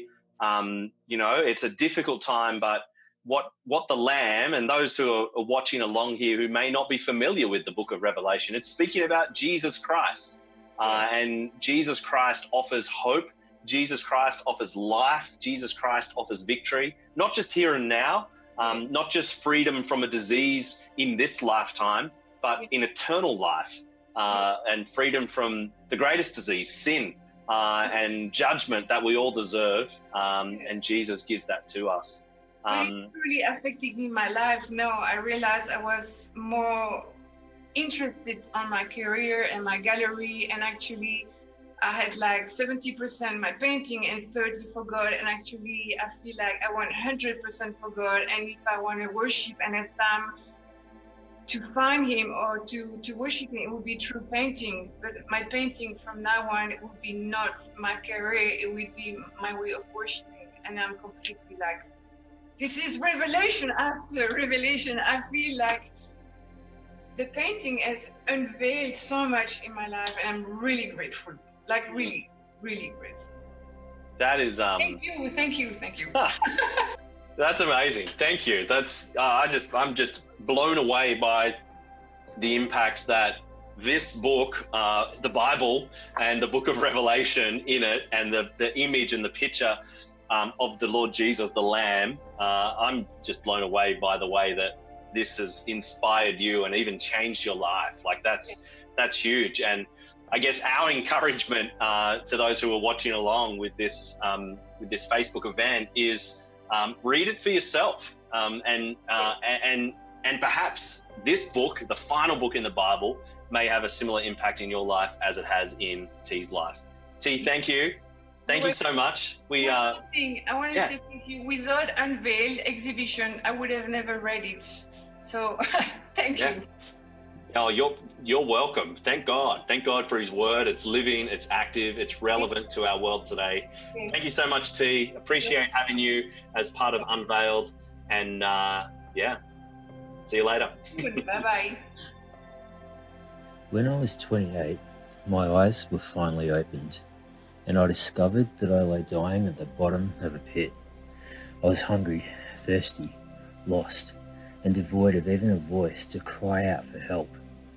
While demons encircled me and rock bottom became reality, it hit me that my soul was an empty hole only God could fill, and my body was broken in ways only God could fix. For years, I'd brushed off my father when he called my name. He should have left me. He shouldn't have cared. He should have rejected me, the way I'd rejected him. But when he heard my silent plea for life, he answered, swift and sure, like a giant eagle. He flew down into the pit to be with me, filled the space with his presence so the demons shrank away. He said, tell me what you need. I said, I need strength to climb out of this abyss. He said, I love you. I've been waiting for you. I can make you strong, but answer me first. Do you know my son, Jesus? I was unsure. I had known him as a child, but I'd forged my own path since then. I said to God, if you can get me out of here, my heart is yours. Then before my tired eyes, God became a lion. He woke me up with his power, fearlessness, and might. If anyone could save me, it would be the Lion of Judah, a fighter, a righteous king adorned with a crown. Yes, I said, I need a lion. I'll climb upon the lion's back. But as I tried to grab hold of the lion's mane, I stumbled, falling flat. While I gathered my surroundings, I felt a red liquid, put my fingers to my mouth and tasted blood. In the corner of the pit, hidden behind a shadow, I could just make out a small creature, a lamb, disfigured, beaten and bruised. I covered my eyes. The lamb reminded me of those ostracized, cast out from their hometown, and I had to look away.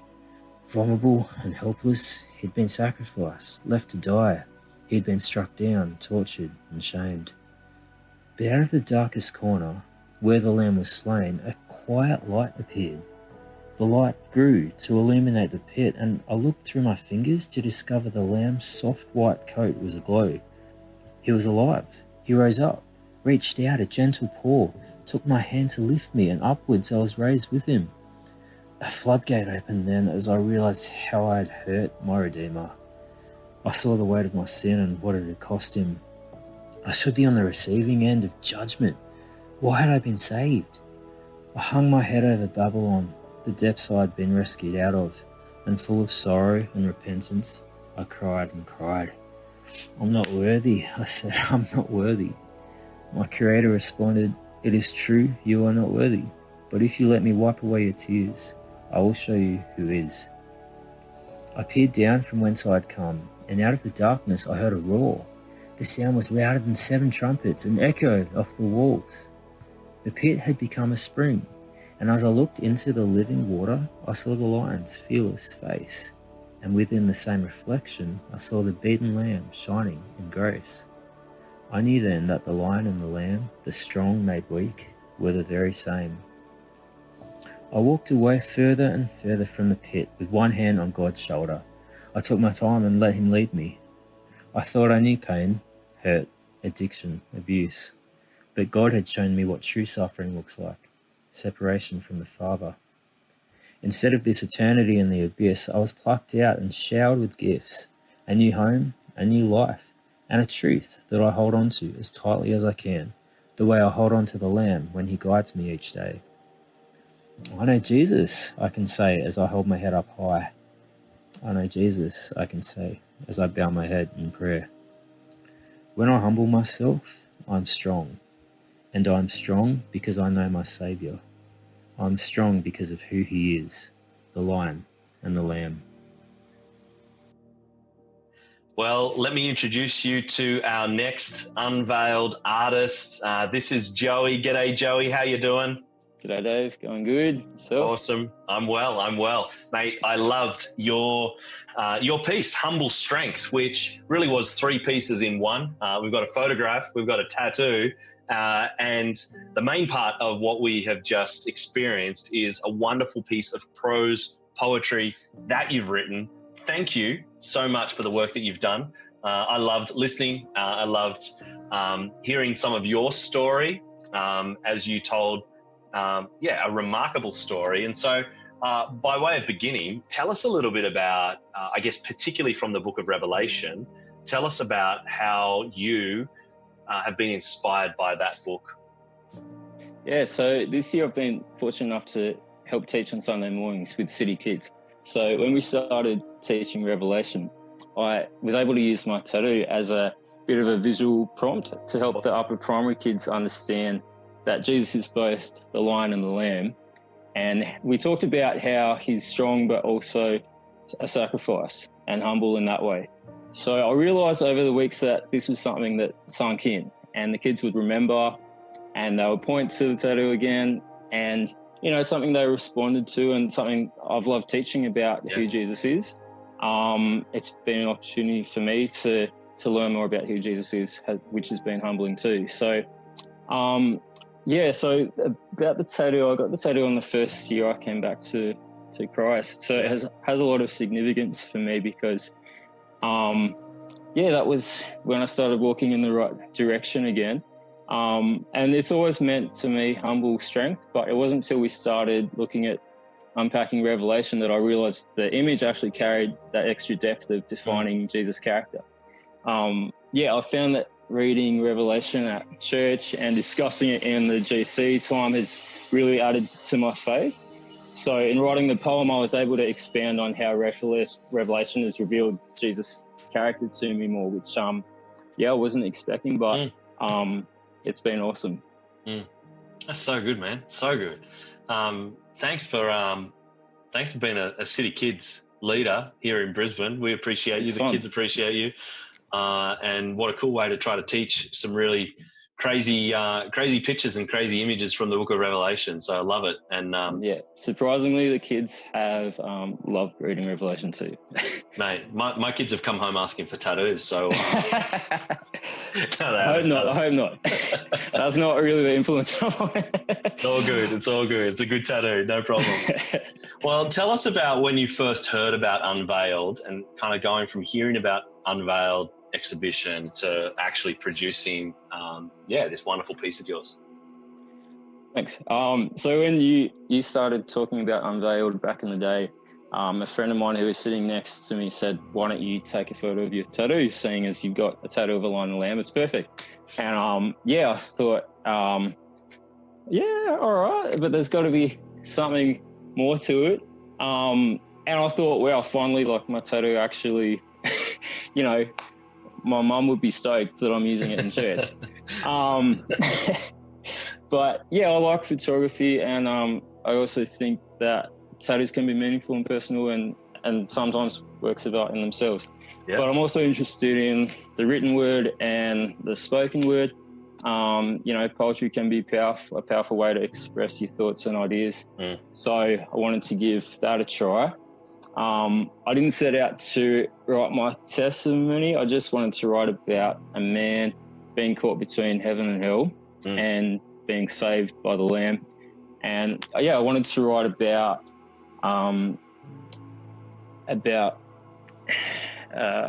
how humility and strength go hand in hand. So, because that means a lot to me and my walk. I was inspired by John's imagery, his narrative, all the symbols of Revelation and the emotion that John imbues in the book. In chapter 5, verse 4, John says, I cried and cried because there's no one worthy to open the scroll. And that's stuck with me. I think it's stuck with me for life. Because I don't know about you, Dave, I reckon that it's powerful, that imagery is so powerful because John is crying. He's impacted so much because no one's worthy, no one's worthy. And then along comes the Lamb. And I kind of, I feel John's humility in that moment. And, Christ's humility, I guess, as the sacrificial lamb. So, I wanted the poem to be a reflection of the themes of Revelation.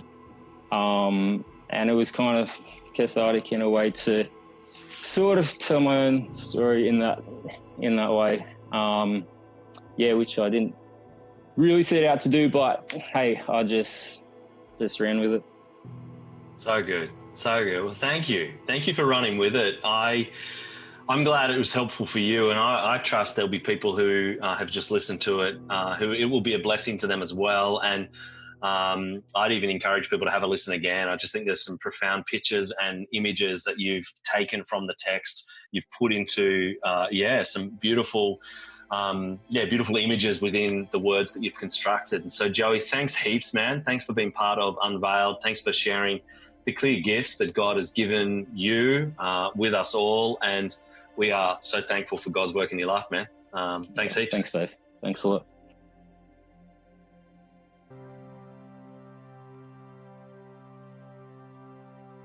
Whomever in heaven but you. There's nothing on earth I desire but you. You're my true treasure, my satisfaction. Martin, you composed a song for Unveiled. Can you tell us a little bit about your inspiration behind your composition? Actually this song was written over about 8 months. I was thinking I really wanted to write a song based on Psalm 73.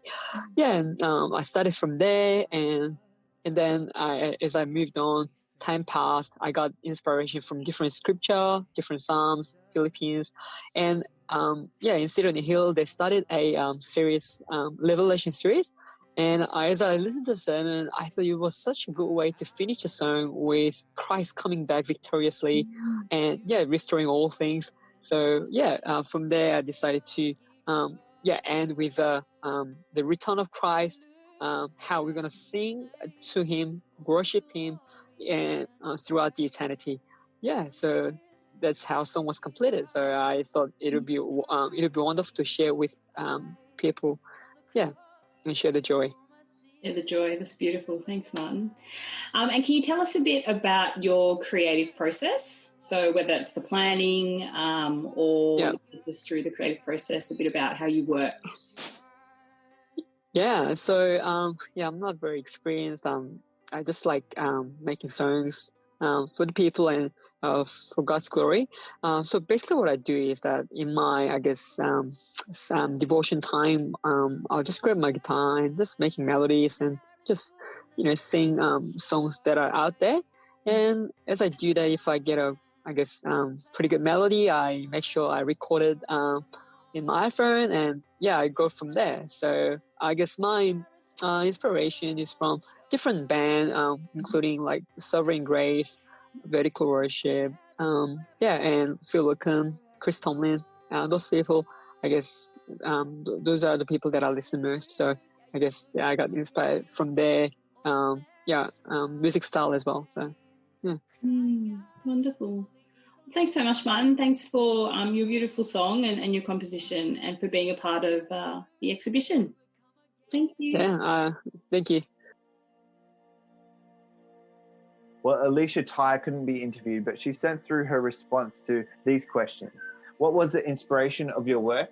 I was very moved by Revelation chapter 5. John was weeping as there was no one there who was deemed worthy enough to open the throne. Not himself, not the angels, not the cherubims, not the 24 elders, not until a slaughtered-looking lamb came walking in, casually taking and opening the scroll. And what was the correct response from everyone else in the throne room? Worship and praise, a most appropriate response for the slain lamb or Jesus. I love that God bothered to include this in the book of Revelation. In a way, I think he wants to show us the authority and the worship this lamb deserves. No one else could do what Jesus did. And so we do not respond as John did before by weeping, but we respond as John did later on by praise and worship.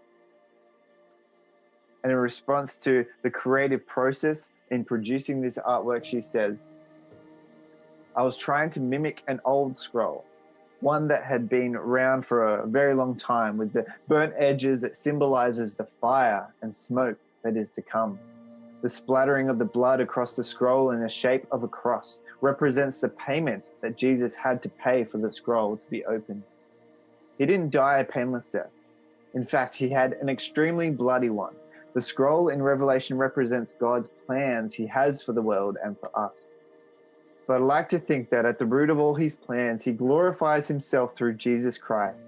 And so I decided to write Lanio Eloge, Lanio Din, in the very center of it, which means the slaughtered lamb, the worthy lamb.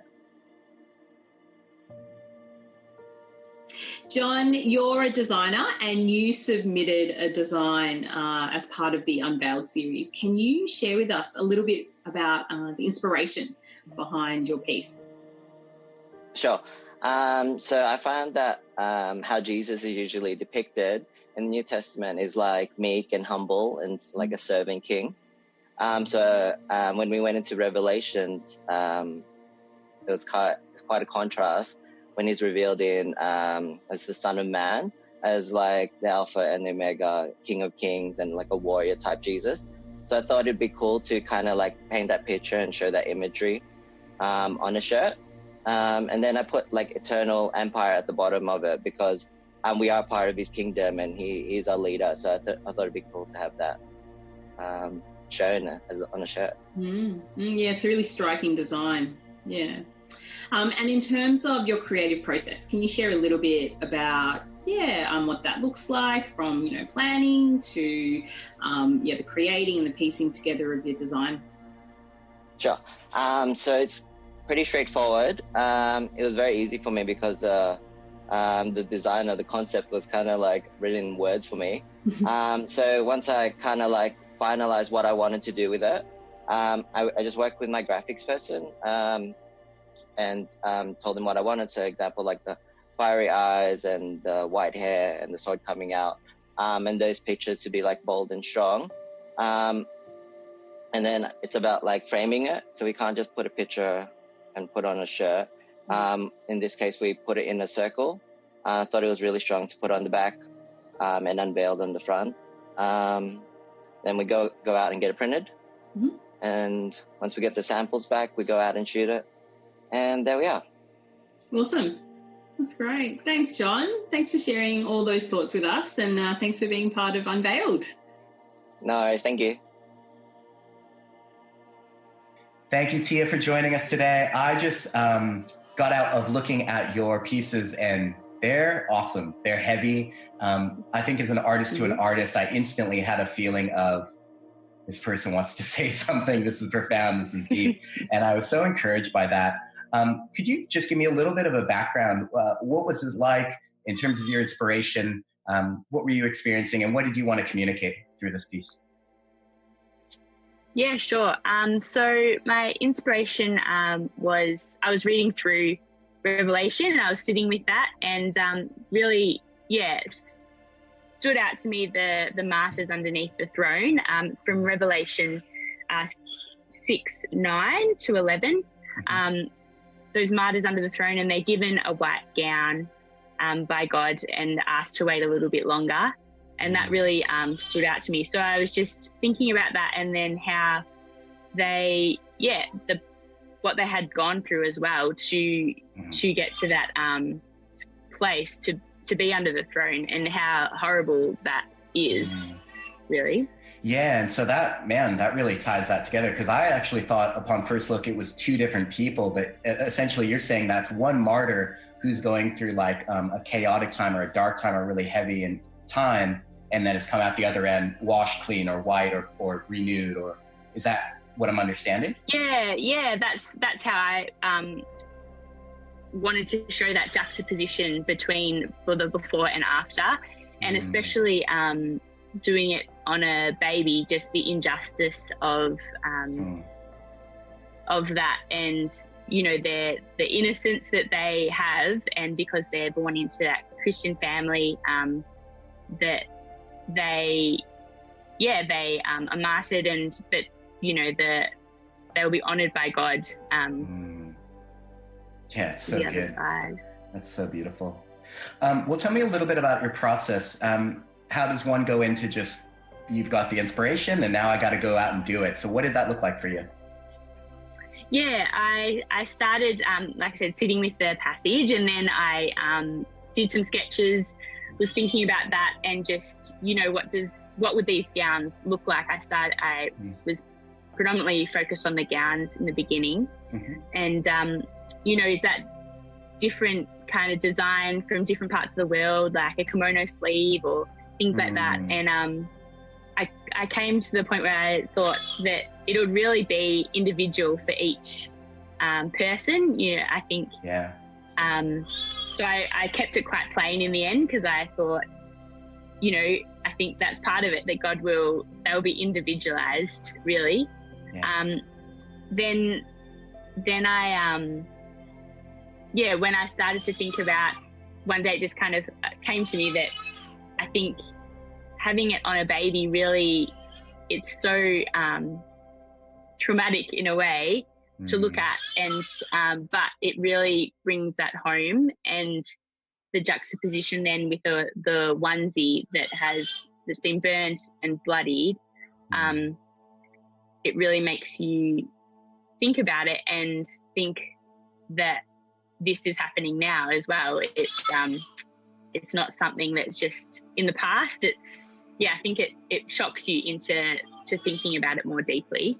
Yeah, and there's something so vivid. I mean, I hear what I think is your baby crying right now at the moment. And, there's this longing, there's this depth, there's this need for a parent, and we will be fully parented, fully enveloped, fully loved by God one day, and fully held. And that's beautiful. I guess the last thing I'd want to know is, what do you want someone to feel as they experience this piece? It is kind of it is quite thought-provoking and almost dark, and it kind of jars you a little bit. What do you want someone to feel as they view this?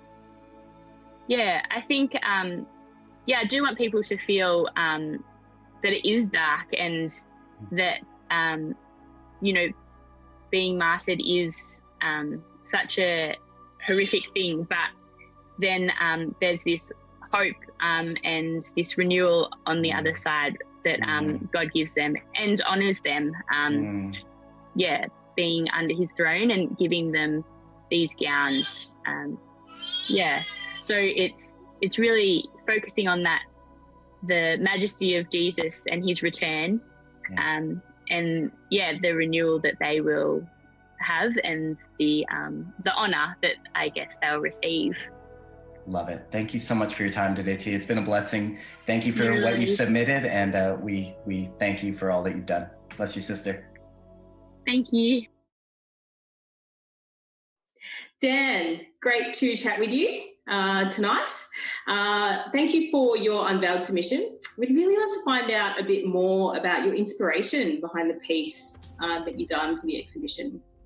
Sure. So I think for me, I was really challenged by the way that we've been tackling Revelation, and the way we've slowly been breaking down every section, and sort of looking at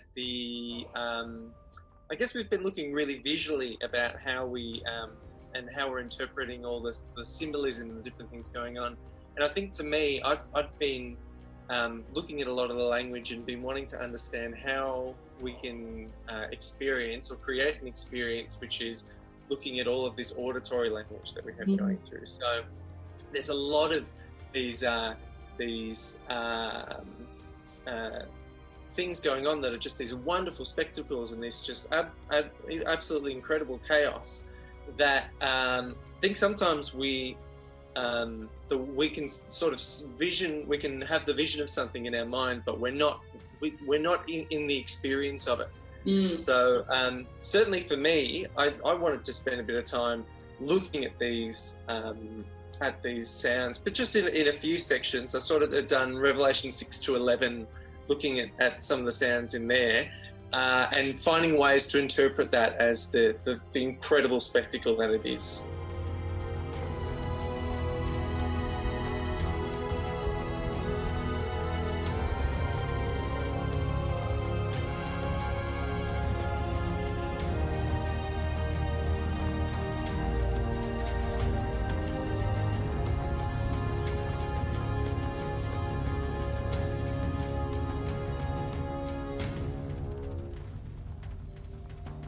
Awesome. Yeah, it's so great to hear you wanting to focus on the auditory element of Revelation and to really immerse people in that. Yeah. Sure. Awesome stuff. And could you tell us a bit about your creative process? So whether that's, from planning to preparation, to also maybe reflections that might have emerged for you in and through the piecing together of your composition. For sure. So when I'm writing something or if I'm scoring something, spend a lot of time taking notes. I'm very much a scribbler. So I first went through the chapters and the verses that I was very keen on, and spent a little bit of time just breaking down the language, understanding how I would sort of interpret that auditorily, or through sounds. And for some of them, it's quite easy because they are things that we already understand. Some of them, like the seals being opened, or even sometimes we're given visualizations of animals or creatures that, the likes that we've never seen. So there was quite a bit of sort of spending time interpreting those sort of things, making sure that I was sort of trying to get all of those little details together. After that, I started putting together my sounds. I was just looking at my sound list here. I think I have... So the initial track count was about 90 sounds. And then on top of that, then there was a lot of things like winds and thunders and lots of things that are sort of background, creating the space sort of things that went into that as well.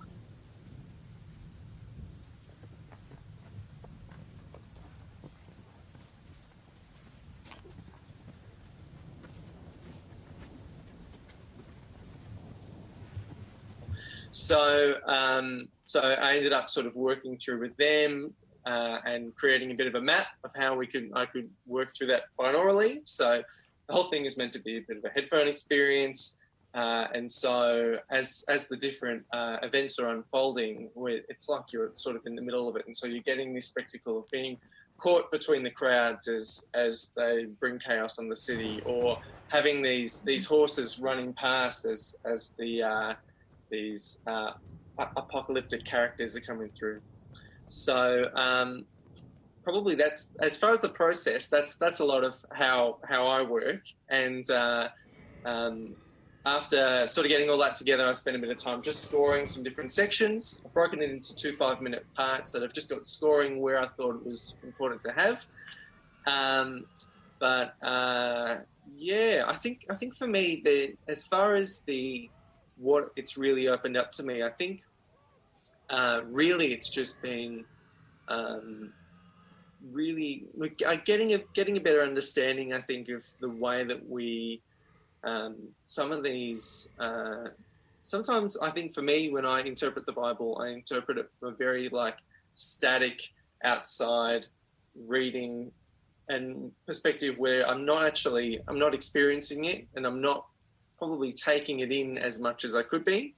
And so I think just this series as a whole, and having a chance to break down, 5 chapters out of a swathe of stuff we've gone through, has been really good for me in understanding how important it is to really understand the context of what's going around and putting myself into that story, so I can really glean more from it instead of just the outside sort of surface level points. So really allowing scripture to soak in and then reflect and meditate on it as well. Yeah, definitely. Great, thanks, Dan. And finally, what, if anything, do you think God may have revealed, if there's anything that God may have revealed about himself to you through your composition or through the process? I think really from the reflection on the chapters, not so much the work itself, but just on the research going in, I think it's become more clear to me how important it is that that evangelizing is a core part of being a Christian, and is a core value of sort of what we look at as a church. If we're talking about this day of reckoning coming, and that there's people who are going to be caught in the crossfire who don't know yet about the Lord, then it's our duty to make the disciples of many nations. So we need to be taking that really seriously. And I think for me, that's really challenged me, that I need to have a real think about committing time to connecting with people in that way, finding ways that I can link in with things locally or whatever it might be, that I can have a chance to meet people and help people and show them God's light. Awesome stuff. Thanks, Dan. All good, man.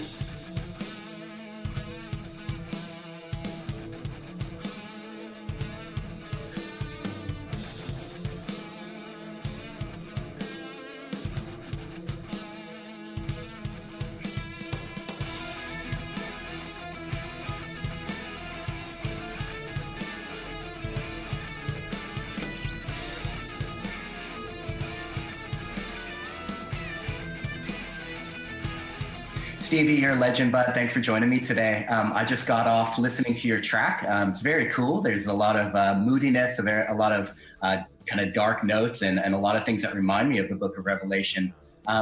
For you, where did the inspiration come from? What were you listening to, or what was happening as you were learning about that as you brought this song to fruition? Yeah, I mean, the meaning, I mean, the inspiration for the meaning of the song came from a lot of years ago with a profound experience I had with what God showed me, and when I received the gift of a spiritual tongue, speaking in tongues. And, one night that happened, it was a very deep and profound and gripping experience. I felt like, I was taken to the other side of the veil and given a glimpse, although I didn't see much.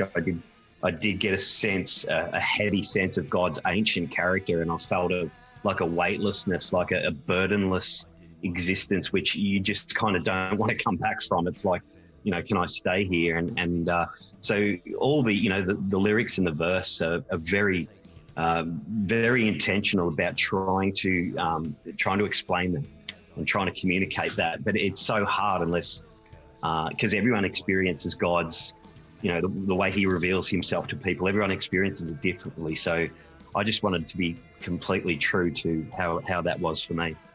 Yeah, it's amazing. And that reminds me actually of the book of John. John's like, the book of Revelation. And John's like, I don't know exactly how to explain this, but I've had a deep, profound spiritual encounter with God, and this is it. So thank you for being true to that. To me, brother, it reminds me a lot of Faith No More, which is an awesome, awesome band. Is there anything sonically that you kind of ascribe this to being? Any influences that you kind of think, oh yeah, it kind of fits in this, or I listened to this, and that's how it kind of came out in that way? Yeah, I guess, I've always been inspired by, probably rock and hard rockers, but for me it was more about a riff of just a harmonic minor that I've been playing around with for a long time and trying to and just thought it was really cool, and I thought, what can I do with this riff? And then it just made sense. It came together, and thought, it's powerful, it's deep, it's kind of mysterious, and that linked straight away to the experience I had, and that's how it came about. So sonically, it's distorted guitars and it's palm muting, and I love that stuff. It brings me to life. So yeah, I wouldn't say it's a direct influence from any other musicians or that, but obviously with drums, bass, guitars, the whole thing is it's built from a rock base, I guess. Yeah. Yeah, so cool. And do you find that when you're songwriting, does it usually start with the guitar? Does it start with a vocal hook, or what does songwriting typically look like for you? Yeah, most times it's definitely when just noodling around on guitar, or maybe from ideas that I've recorded previously, I go back to them and, something, ignites, and then you take it further. But mainly starts with a riff, and then that inspires a melody. And then with that, it's kind of, you just jam it, and you kind of sing meaningless words, and then think, what can I connect this to an experience that I've had, or, what is it saying? Is it melancholic? Is it upbeat? Is it pop? And try and connect that experience with the feel of the music. Yeah. Love it, brother. Thanks so much, Steve, for your time. You're a blessing to the church in Geelong and the wider church at City on a Hill. Thanks for your time today, brother. Thanks, Dom. Pleasure. God bless. Well, thank you. Thank you so much for tuning in for Unveiled Online, and a massive thank you to all the artists featured on tonight's exhibition. Hey, if you would like to get in touch with any of our incredible artists, please email unveiled@cityonahill.com.au to make contact. Well, I trust you were blessed and inspired by this experience. This Facebook Live event will remain online, so feel free to share it with others as well. Now, I was personally encouraged by the way that the process of preparing artworks had an impact even in the lives of our artists. In one of the interviews, we heard of how spending time focusing on Jesus in the book of Revelation has changed the life of the artist, and how she is now seeking to center her life on Jesus like never before. You see, in Revelation, we see that Jesus is the one who is at the very center of eternity. He is the Lion of Judah. He is the Lamb of God. He is the one who suffered death on a cross in our place for our sin. He is the one who rose victoriously, and he is the one who will one day return and give eternal life to all who trust in him. It might well be that this event and these artworks have challenged you to consider what place Jesus should have in your life. If that is you, we'd love to hear from you. And so please join us online this coming Good Friday and Easter Sunday as we explore the beauty, the truth, and the relevance of Jesus' death and resurrection. And also just after Easter, we'll be hosting an Alpha course online to help answer any questions you have about Jesus and the Christian faith. You can find out more information online at cityonahill.digital. Thanks again for joining us tonight. God bless.